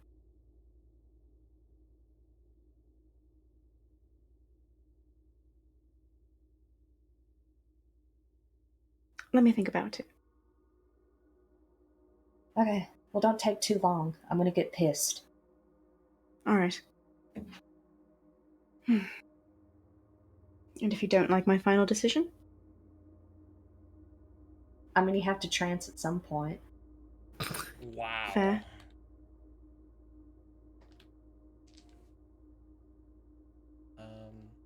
Olin's gonna. There's another path, right? You said it Yeah. sounded like there was another chamber? Yeah, Yes, so it does appear like this chamber continues to snake onward. Apologize, that's the asthma from earlier. Oh boy. So, yeah, it appears that this chamber snakes onwards. There's another small hallway, and there appears to be. I mean, the hallway itself is very short. It appears to open up very quickly into another chamber.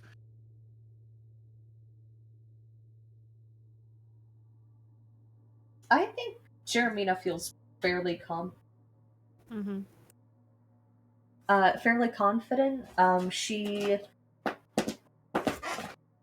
I think she just like walks in and kind of motions for the others to So, follow. but well, before you do that, so you make your way down the hallway, and you feel a change in elevation under your feet, and so it appears as though there are some stairs here. So you start sort of almost wading downwards. So before you enter the chamber, that change happens in case it changes anything that you do. So it's like the water's getting deeper.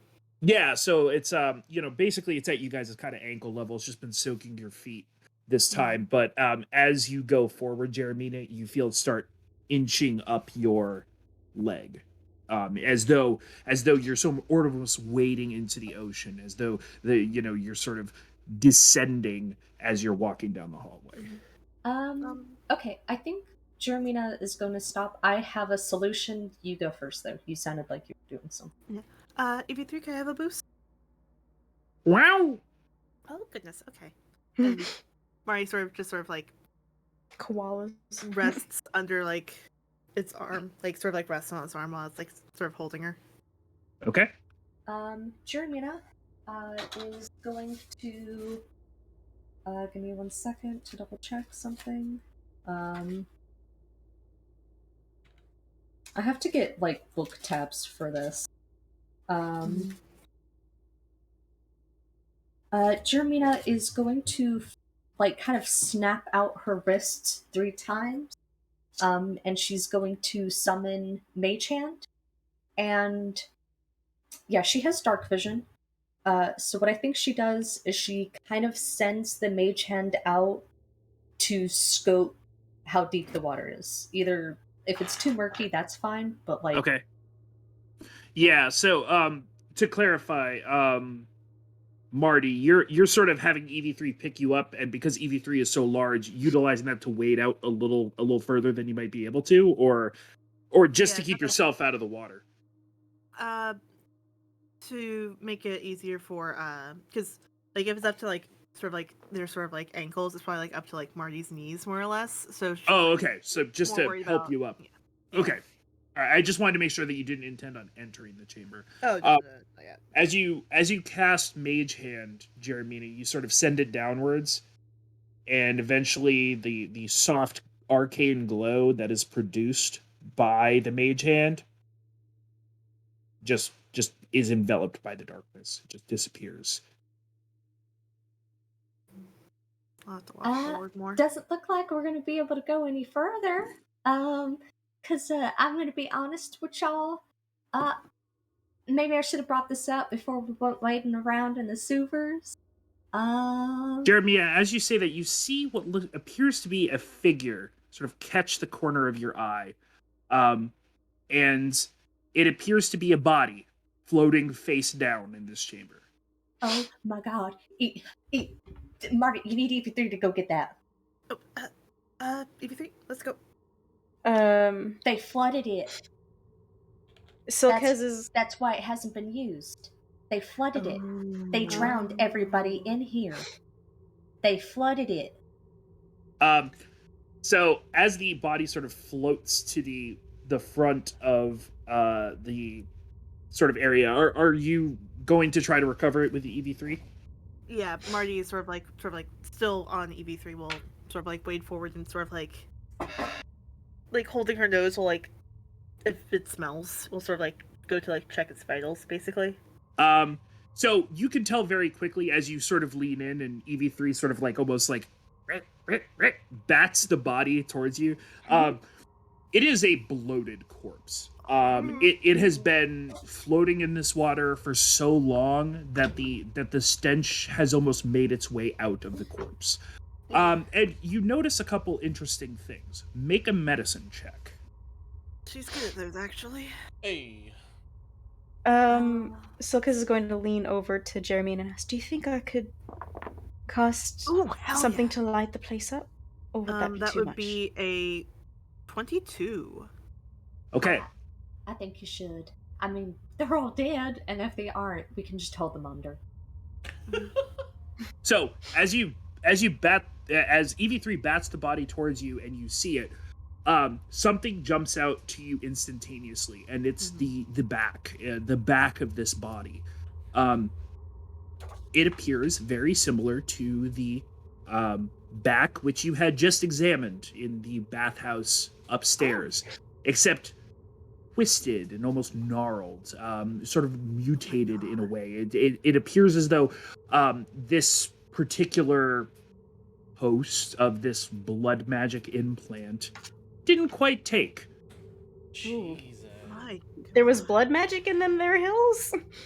This is has similar oh god, it really smells. It has one of the back pieces that Jeddo has. Silkez, were you lighting up the room? Yeah, he casts dancing lights and sends them out into the room. As you cast dancing lights and doop, doop, doop, doop, doop, it illuminate the room, you also illuminate sort of the top level, the top layer of the water, and there's at least 5 other floating, bloated corpses in this room. Jesus. Jeremina is going to so I don't really want to get into the logistics of this and ruin the scene in my head, but I promise I'm not going to do anything too breaking. Jeremina is going to... She's stealing herself, and she's going to, like, inch forward to EV3 and then kind of try to, like, get to EV3 and, like, cling to EV3. Even if she's, like, can stand in the water, she's still petrified. Sure enough. And she's going to reach into her cleavage. Marty, I know that this is from the titty hiding space, but here's a tea bag for the smell. It's mint and it's gonna neutralize the bloating. And trust me, I know that it neutralizes the bloating smell. I appreciate that. And she'll like sort of like and press it to her nose. Then she's gonna take out a scarf. Alright, and then you're gonna put this around so it holds the tea in place, okay? Cute. Alright. Marty will attach it. Okay. Is it? Okay. He's just like has his arm out. So, is it safe to assume that if these blood magic symbols, sigils, are the same as they were on Jeddo, does that make him a Bane? Or subject to something related to blood magic, related to Bane? Well, yeah, he got tested on, Mhm. Yeah, but that's how he. he's bald. he didn't say. Mm. Well, I guess, yeah. Because guess he's this is literally something- Oh, ball spawn, yeah. yeah. Yeah. But But like he I could mean, have you been a talked part about. of the experiments in here. Well, I mean, they're all like intermingled, right? Like yeah, Mhm. they're all fighting with each other, but like Maybe. How is? Oh God. Like, what is it like metallic like Jedo's is?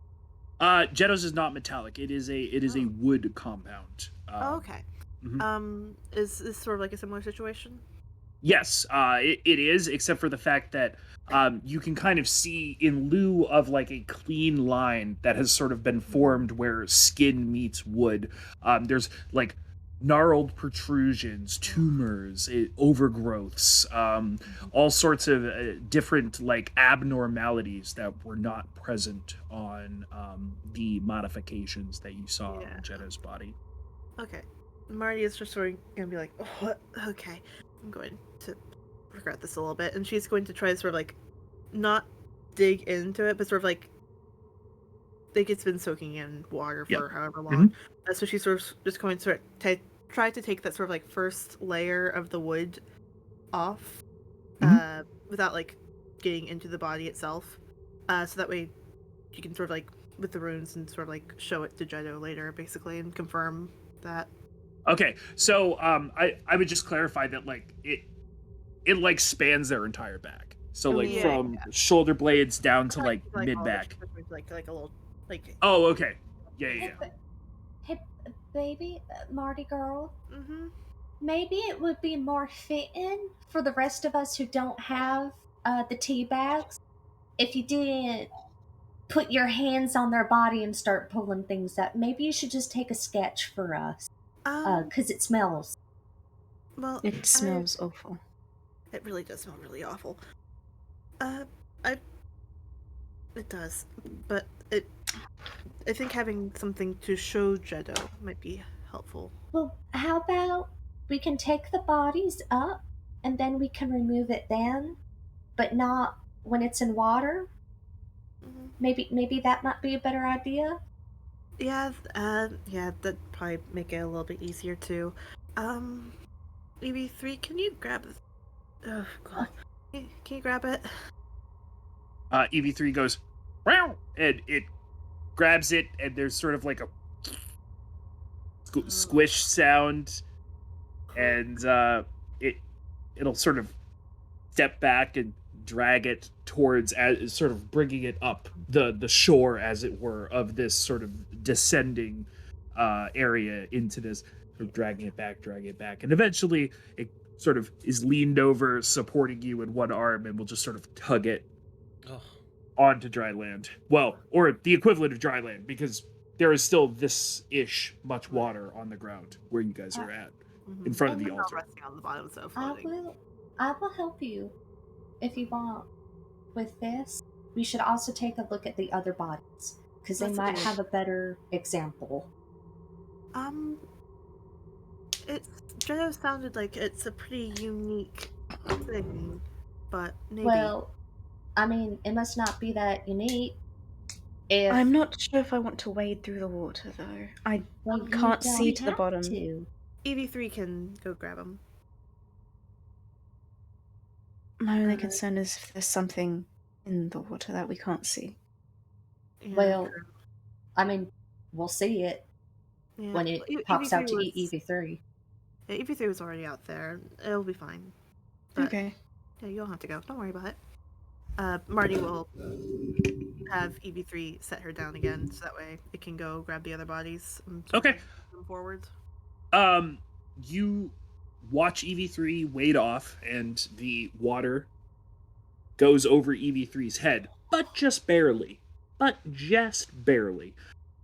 you sort of see EV3 reach up and grab the bodies and sort of almost wakeboard them over to the area where you guys are. And each one that EV3 delivers to you and deposits closer to the shore has similar maladies. Sometimes it's a back panel, sometimes it's an arm, sometimes it's a leg, but they're all twisted and abnormal, despite being attached to these bloated bodies. Oh, well, look. You got me. All right. I'm glad you I didn't know place how the bet. cults work. Yeah, fair enough. Good point. All right. This In arm that looks a case- lot easier. It does. I can just sort of, Marty just sort of like snaps a finger off.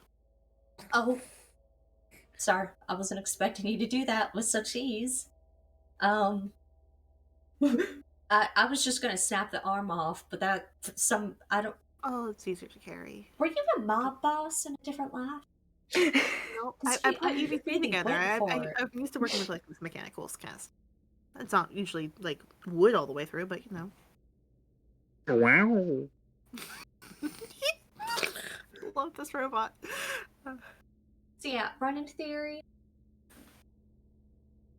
Mhm. Running theory. Yeah, they just flip the place. You know, get rid of the competition. Yeah, I mean it works, I guess. Fuck. Yeah. Place hasn't been used in a while, and it was interesting because the hinges were pretty rusty, and in a way that I mean, I guess I should have thought was weird, but Considering. Do you think it was the well, I mean, it was the other two, but well? What about Well, yeah, it's probably them. But what about the? Oh, who's the Thinker, the dude? Yeah, in charge of the sewers. you think? Are you suggesting that she tried to flush him out? Maybe it seems like I mean, something that no. could have happened. It's the other two might have known about it or just been out and had time to recover, One of but them- the others didn't. One of the rat catchers was a cultist. We don't know which cult she belonged to, but Well, no, she had on them robes. I think they might all wear robes. But we don't know. We haven't seen any of them. Well, no, like it's a specific type of robe. Mhm. But we'll check. Yeah. Interesting. I'm really proud of you. Oh, thanks. You're doing a killing. Yeah. Really? Because you stole my kill. I'm Yeah, I'm sorry. still upset about it. I'm sorry. Well, I have my sample. Did we want? I don't want to check these bodies anymore. Can we flip them back out? Let's go. Let's Well, go. Just like keep them here or just leave. Jeremina wants to do a really quick and dirty pat down. It will be dirty. Of It will of be the body. real dirty. All of the bodies. Like Yeah, so most of them are wearing scraps to rags, so you would just be touching bloated corpses. she lived in Luskin, like she's had to deal with bloated. Okay, corpses. I guess what I'm saying is she could fairly assume that if they had any valuables, they have long since sunk to the bottom of the chamber that EV3 was walking around. Are there any rings or bracelets that wouldn't have fallen off? No, because the majority of the bodies either had augmented arms or the arms were, so bloated that even if there was one, you couldn't pull it off. But no, it seems like they were stripped long before they were tossed into this chamber. Interesting. I didn't find any valuables. Usually, I mean, when I lived up in Luskin, there's a stint. I worked as a dock warden. You pull up the bodies, and because I was always strapped for cash, usually I was the first volunteer to check over the bodies. And I mean, you tell pretty quickly when one's been dumped and when one's been drowned or fell off. Dumped. So they were Oh. put here. I don't think Maybe. I mean, it might also just be like an aestheticism thing. Well, Jeddo's augmentations were very well done, and these are honestly rather horrifying. They might have been, like, even just Fail? expendable, like, failures. I mean, the Bane's statue did have shackles. Maybe these were just slaves that they were experimenting on. Maybe. Also, can Maybe. you speak up? You are at Oh. 200% and I can Sorry. barely hear you. Is this better? Much. Okay. I was bad. starting to have to like read your lips. Oh, I'm sorry. Okay. But I don't. They might have been like experimentations. These they're not very. Augmentations aren't well put on. Well, I mean, it might have also been distortion because it's wood, and they've been in that water, and they've I been don't know. Like, you see how like this line isn't correct? Like, it has like tumors on it. You don't get tumors once you're dead. That's interesting, actually. All right. Well, sounds good. We got one room to go. We're making good progress. 500 gold. Don't worry, it pays for therapists. Yeah, I should call her. I didn't mean it like that. What did you say? I said, Marty was like, I should call my therapist. But I said I should call her. So I was like, yeah, I should call her. And Silka's just laughed at that. That's the first, like, when Jeremy says, see, that pays for therapists, that's the first time you've ever heard him laugh. Alright. Did anybody hear that? Uh, It sounded like somebody laughing. oh, it might have been Silkus.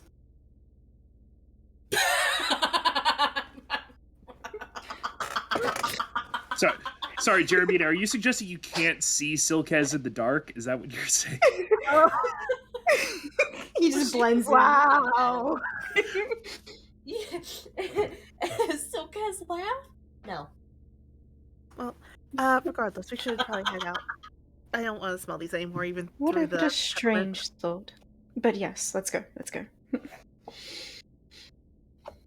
Right. So you guys are retreating to the three-doored chamber with the three Mm-hmm. three gods. Okay. Given that you have explored two of the doors, you stand before the image of Baal, which I can read the proper description of before we go on. Since that was requested of me last time with the last door, I can do that. Yes. Yes. All right. So, I'm going to read it verbatim, Adventurers League style. Oh, snap. Oh, This hell. This door bears a carving of Baal, the chaotic, evil god of murder. He's depicted as a powerfully built, skull-headed man with long, curved blades where his hands should be. And that's where we're going to take a break. Hey. Oh my god. All right, we will be right back. That was gross.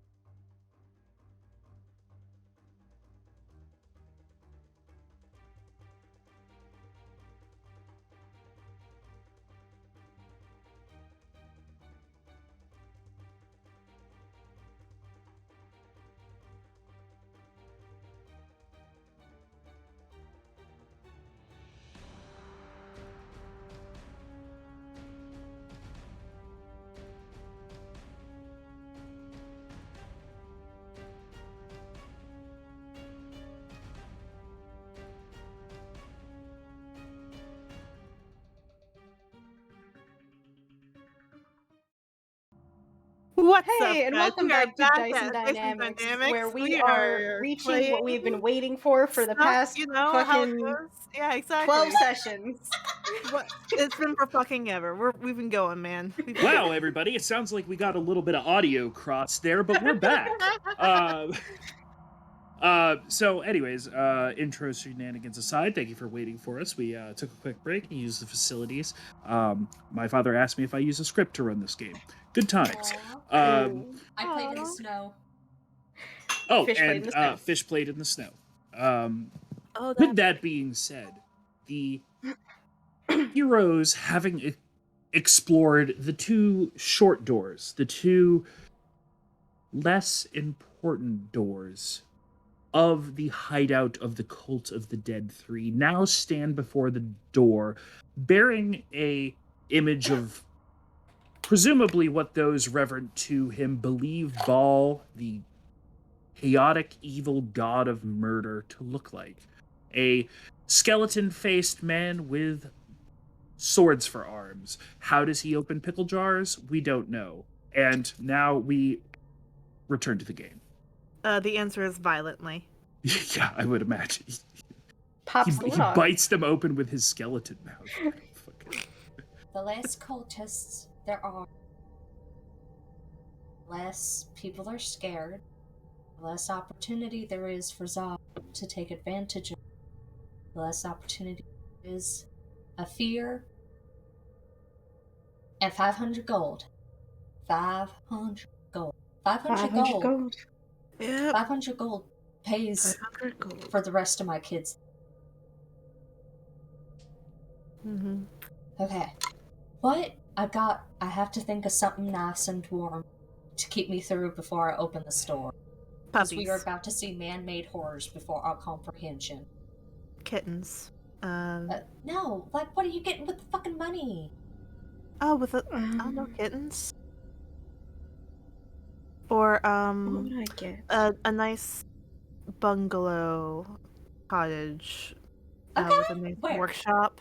Oh, like I could like. Anywhere in the world. I mean, I'd like to go back to Neverwinter at some point in time. It'd be Okay, nice to get back. Neverwinter. Mm-hmm. That sounds good. What about? God, I can see it. I mean, you're gonna get like a little outside terrace, right? But that Maybe. feeds into the. Yeah, like I could ask Papa if he has any like suggestions, or if like the firm has any like plots or something by like the ocean still. I don't know. Maybe I'll figure something out. Okay, It'll be fun. bungalow. That's so cool with the workshop in Neverwinter. All right, Silkins. What are you getting with your money? It's 500 gold. It could be anything, except enchanted plate.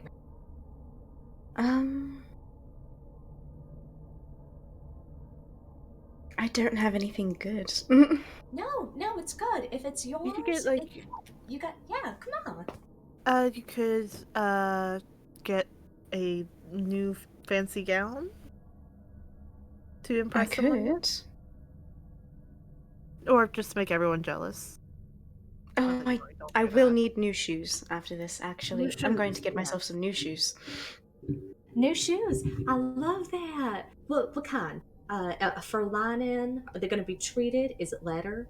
So, leather is my go-to, and regrettably, these are worn, so the treatment has kind of worn away. I'm definitely going to have to get some new treated leather boots. Yeah, we're all going to need to get probably like some antibiotics or like anti-parasite meds. well, y'all are. I'm fine. It would be so much easier if I was in contact with my brother to get either of those things. Okay, so treated leather boots. I'm picturing baby snakeskin. Really? Yeah. No, they're so good. I've never had snakeskin boots before. All right, treated leather snakeskin boots for Silco. All right. You want one. Okay, I'm manifesting. I'm keeping it. It's in my head. Elvin, I know you don't got a concept, but 500 gold. You can hire somebody to help you figure out your whole mess.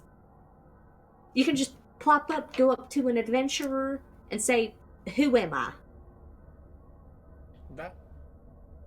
All right. Okay, but something just for you. A warm food, a night at a nice place. Yeah, Come on. No, good. Do you like? You gotta come up with it, please, for me.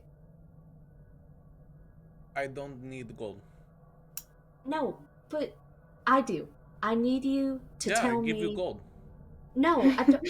Olin, please, just try to listen to me, okay? Yeah. We are about to go see some pretty awful things, okay? That's a guy who does domination. And not in a fun way. I need. God, why isn't it Tsunami here? Anyways. Still can't stop, you naughty dog.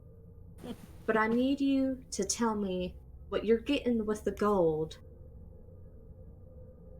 for me to think about Mm-hmm. when we go in there. I need you to tell me something nice so I don't think about the people who wore those badges. I give you my gold for family. I got gold for my family. I What's want something for something that you. you would like? He grabs the sack for revenge and puts it Well- back. 500 gold can get you multiple places in the world for revenge, so... Mm-hmm. He just points to the sack. That's very selfless of you. It's whatever. I figure. I mean, one of us wasn't gonna get it. What were you going to get, Jeremina? Me? Yes.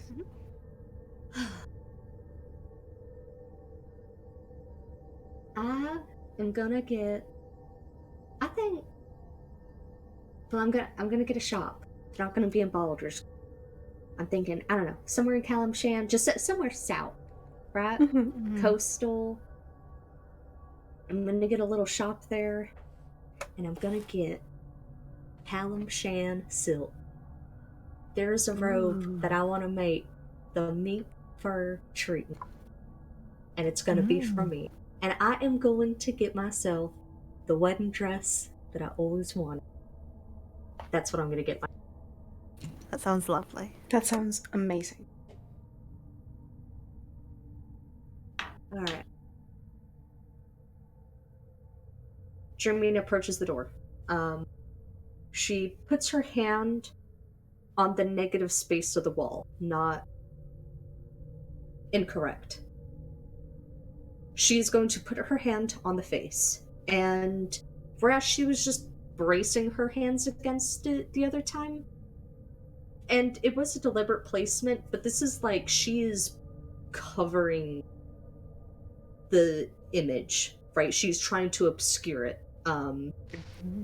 She's trying to have a power play moment with an image. Sure. The second she puts her hand on the door, you can feel how little resistance this door truly has.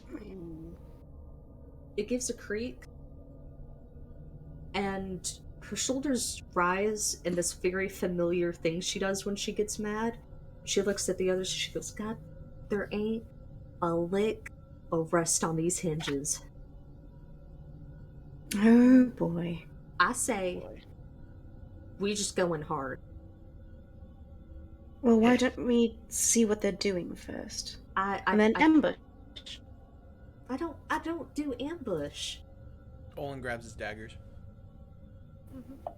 Well, we've been talking out here for a little while, and if they haven't heard the screams from the other room, they might be Yeah. deaf.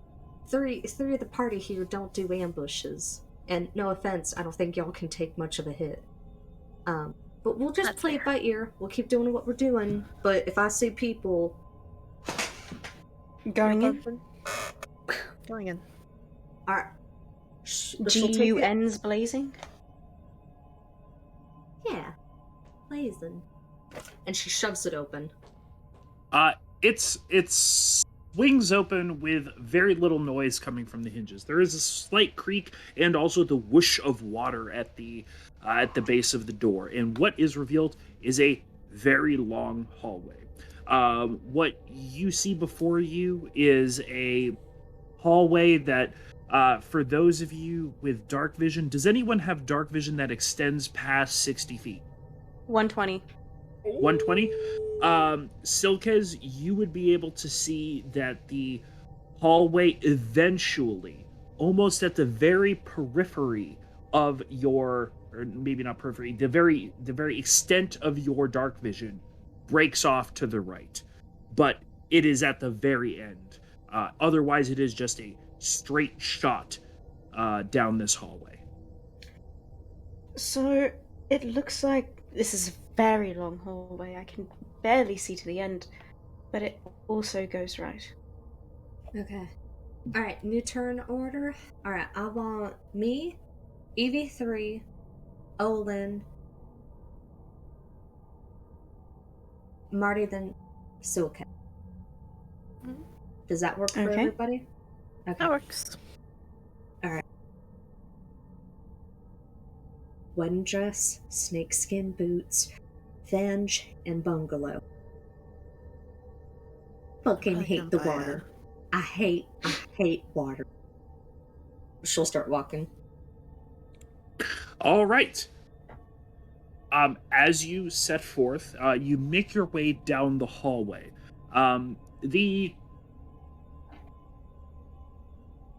The way is dark.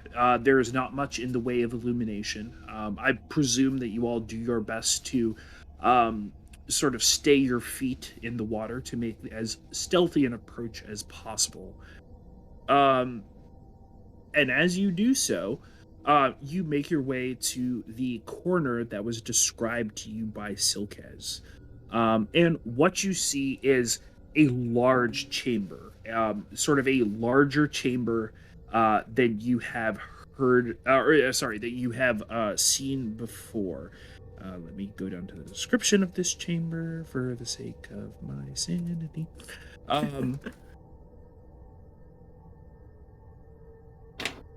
Okay. Sorry, go on. No. What'd you have? Is this...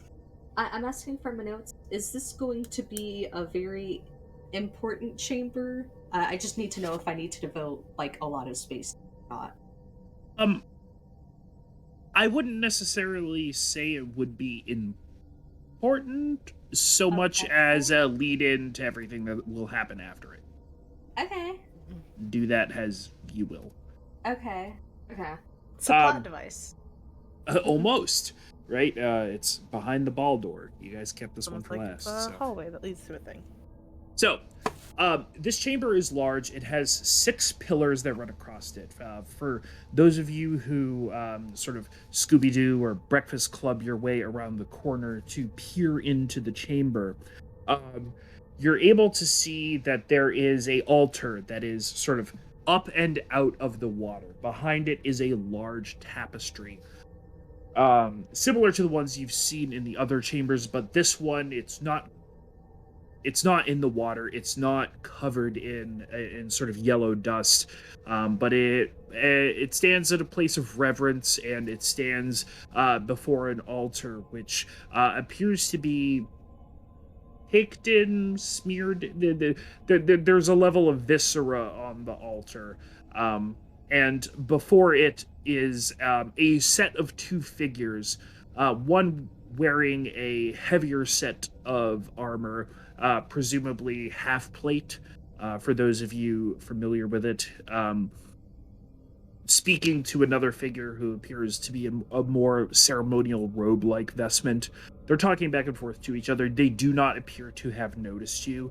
It does seem as though this chamber is fairly well insulated from the other 2 chambers, which you all came from. You certainly can't hear sort of the echo down the hallway. It seems as though those doors have a dampening effect. They're talking back and forth. What you see on the tapestry behind the altar is almost the opposite of what you saw down the Bane hallway. So in the Bane hallway, you saw that single figure sort of controlling those 4 faceless people on chains. Here, you see 4 figures facing away from the viewer who have their arms outstretched, and they appear to be attacking a larger figure, which it may be perspective, it may be that this figure is a giant. And they are sort of binding or controlling this figure with red lines wrapped around its various its limbs and its chest, its neck, and things like that, and it appears to be crying out in pain. The 2 figures are discuss back and forth, and they seem as though they're about ready to leave the chamber. And that was the like statue within the room. What's that? No, that was the tapestry that was hanging behind the altar, okay. covered in viscera. Yeah, I got you now. Give me 1 second to catch up on notes. Take your time. But just to kind of prompt the party, Jermina's going to turn around and she's going to make the universal hand gesture for they're about to see us, which is... Wait, I thought this was the universal hand sign. Silkus is going... Oh, yeah. I think that's the old... Yeah, that was Parse. Old universal hand sign. That was Parse. Just like you said you were gonna go in killing.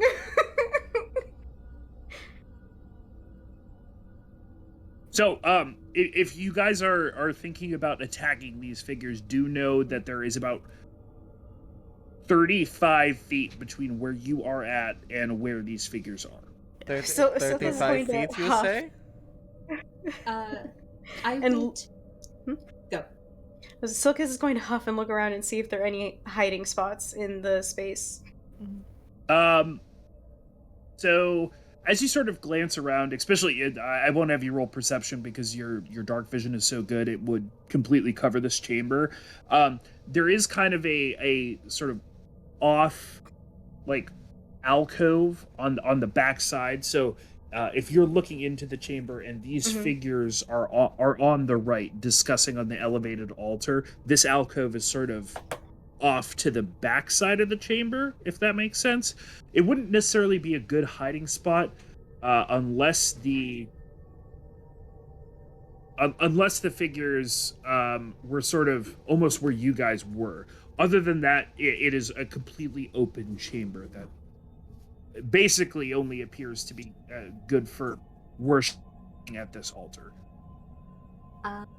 Can I assume that if I speak quietly enough, it's not going to, like, grab their attention?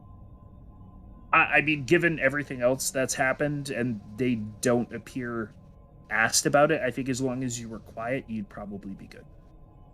Alright. Are we ready to take them on? I mean, there's not much else we can do, is there? Alright. Did it kind of look like they were leaving? Yeah. No, we're not gonna let them leave. She's going to unclip her crossbow, and she's going to motion for Olin to come forward. You want revenge? No. Make sure this fucking hits. They depart the chamber. Which way do they go? They go off to the left. There appears to be a door there. We took too long. We'll go get them. Olin will start walking towards the chamber. Do you take her crossbow? No, he has his blades.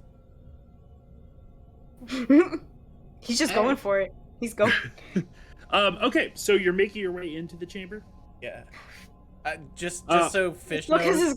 Just so Fish knows, Follow. Olin was literally about to teleport. Oh right, yeah, he can do that. He can Marty do that. will, but while he does that, Marty will actually look and say like, Nina, could I actually have that? Borrow that?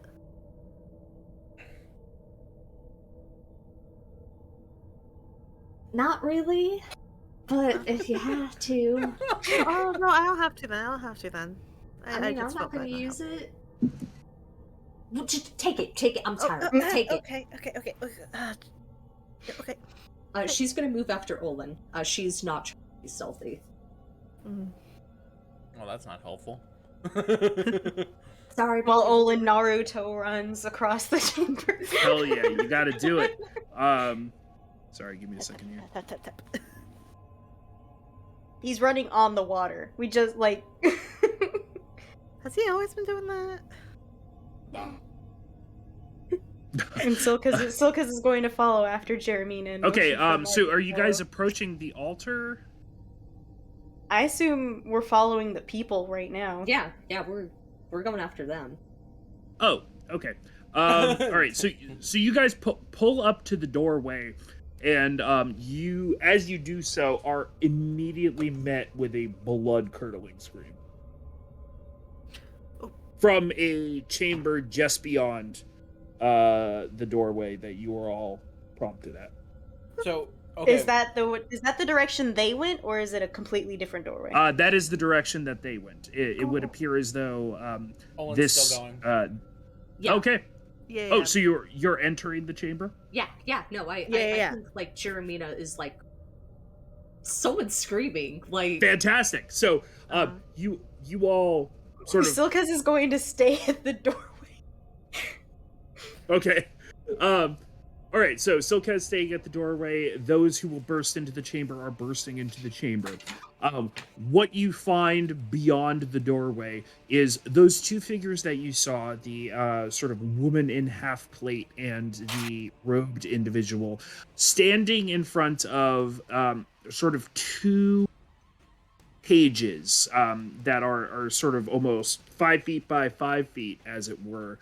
And they appear to be sort of jabbing or poking into one of them, whereas the one that they are not standing next to has what is effectively like the hollowed out husk of a corpse. They appear to be enamored with their business. And have not noticed you. How far away are they? From the door, about 15 feet. Alright, fuck it. I'm hyping Olin right now. Walking in and instantly seeing what they're doing. Mm-hmm. He's stealth running essentially and going for the legs of the woman. Okay. All right. I will give you guys a surprise round, because they are it's going pretty heavily involved with this. It's about to hurt. Oh. So you do have advantage on these strikes, Olin. All right. One's a rusty dagger, and one is the raven feather, and the raven feather is gonna be the primary attack every time. Okay. Yeah, of course. Is that a surprises advantage, right? Yes, you do have advantage on this round. Do we roll initiative yet, or No. or is it just? I'm not sure if you guys are going to need it, depending on what happens next. Okay. Yeah, Silkas is going to cast Blade Ward on himself. Mm-hmm. All right. First roll. Dirty 20. Hell yeah. A dirty 20 will hit, and given that you have advantage, that will also give you sneak attack. Okay.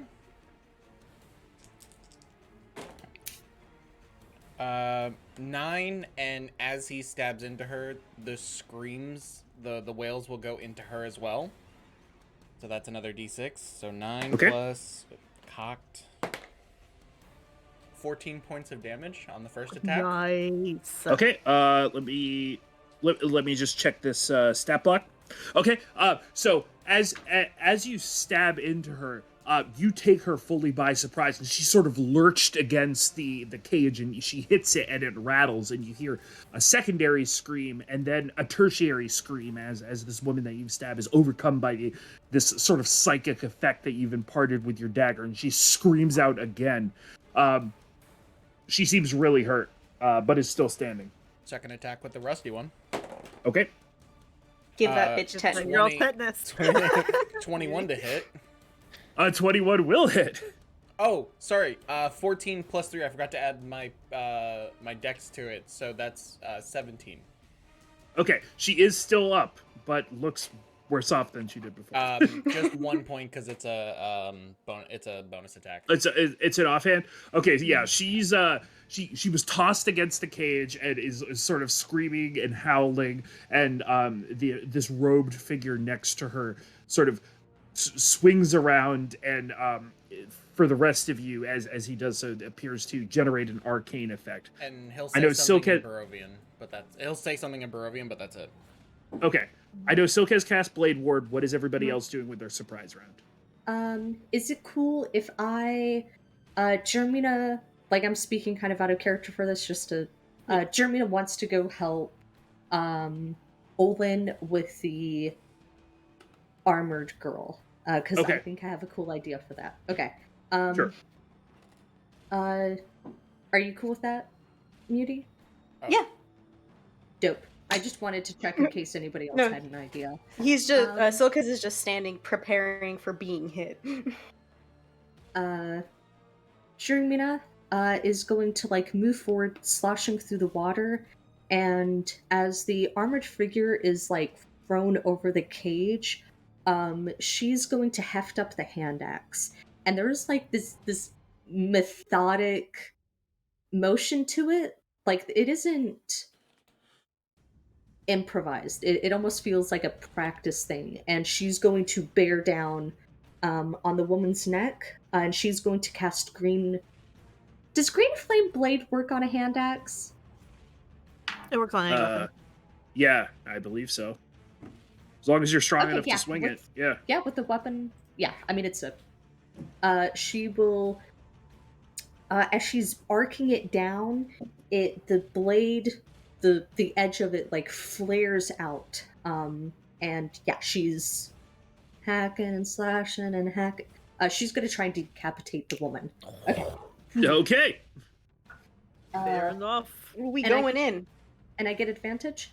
Must be Yes, yeah, it's a surprise round, surprise round. I want to be like you, my boy. Please, please, please, please. Sending out vibes.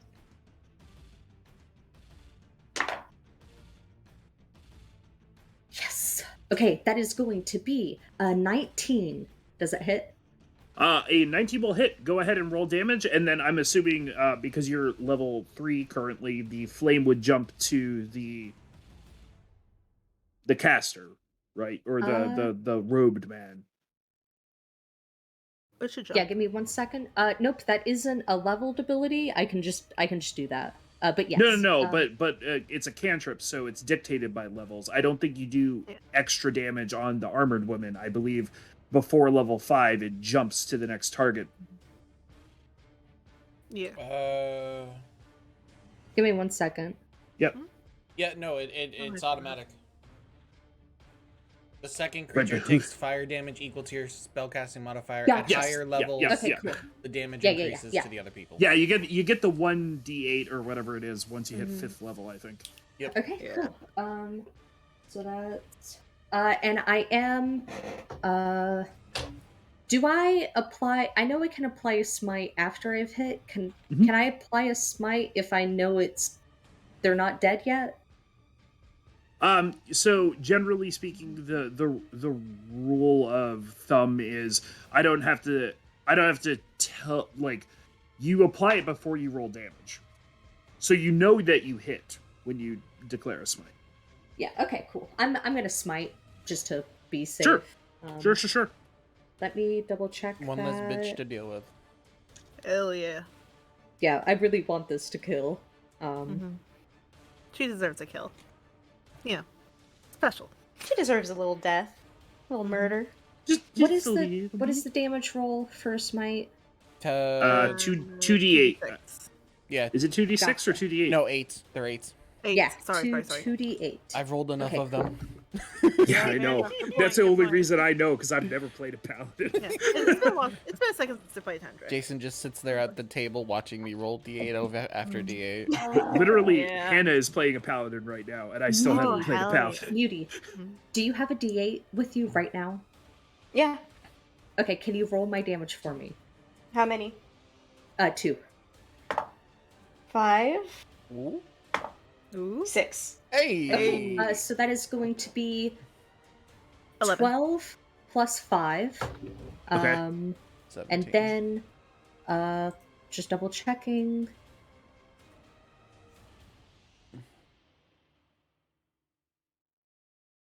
Plus 2. So 12 plus 5 plus 2. 6652.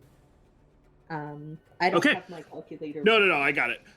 So as you 19. as you sort of take your hand axe and bring it across, sort of there's almost Olin, you sort of feel it coming, and you take that instinctual duck as Jeremy just swings it across. And there's just sort of a clean cut as then a geyser of arterial blood just sort of erupts towards the ceiling. How much was it on the caster who was 5 feet away? 6. Max damage 6? on both. Okay. Well, it should just be your. No, it's just your spell casting ability, which Spell is casting modifier. charisma. Oh, okay. My bad on that. God, then we have to adjust all of those numbers. No, you killed after 11. You're good. Oh, okay. Then it's... No, 4. see, this extra damage is for Jeremina. Okay, so and as you bring the blade across, that green flame sort of licks across at the caster, and you see it sort of rake across him, and you all see the spell that he was weaving sort of sputter. Okay, Marty, what are you doing? So Marty, like, watching all this, was like, was fiddling with Jeremia's crossbow to be like, God, and she is going to attempt to fire it at the caster. Okay, Or- You get advantage. yes, you do get advantage. I do. She'll need it because she's actually not very good at shooting things. She'll get that later. Oh, okay. Oh! I rolled 19, and I looked at the other one. It was a nat 20. Hey! Yay! Hey! All right, roll damage. Get it, Marty? Marty's first damage roll ever. First shot right in the eye of the fucking Uh, guy. Marty's all first right. kill. All right, so that is a 4, 5, 6 points of damage. Okay. All right. Well, so given the fact that he was licked by the green flame of Jeremida's axe strike, you sort of see him turn, weaving the strike, and you just sort of, and he just falls forward in the water. That's amazing. No, because it's going to turn. She'll like carefully look to EV3 and hand it the. If you give crossbow. my crossbow to the robot... She'll take it back. Okay. That crossbow used to be my ex's. Oh, sorry. As you say that, Jeremina, you hear a voice, and a voice calls out and says, "Oh my gosh, I know you! And you turn and you look down, and covered in arterial blood at this point, is the receptionist from your lawyer's office. And that's where we're gonna leave the session. Oh, that's mean. The receptionist! It was always the receptionist. It was Well- always the receptionist. Well, thank you all for coming out and enjoying our first combat of possibly many, since we might be going to hell soon.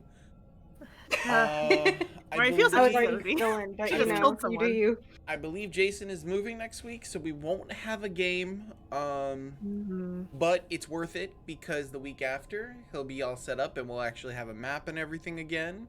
He'll be a little bit more situated. No longer Um, be in his parents' basement. Yeah, even though That, however, will stop the objectionable content. So stop. We're No. gonna get fucked. No, you're Listen! me.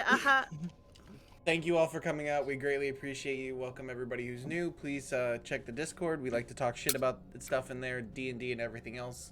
Thank you for hanging out, and see you guys in 2 weeks. Bye-bye. Love you.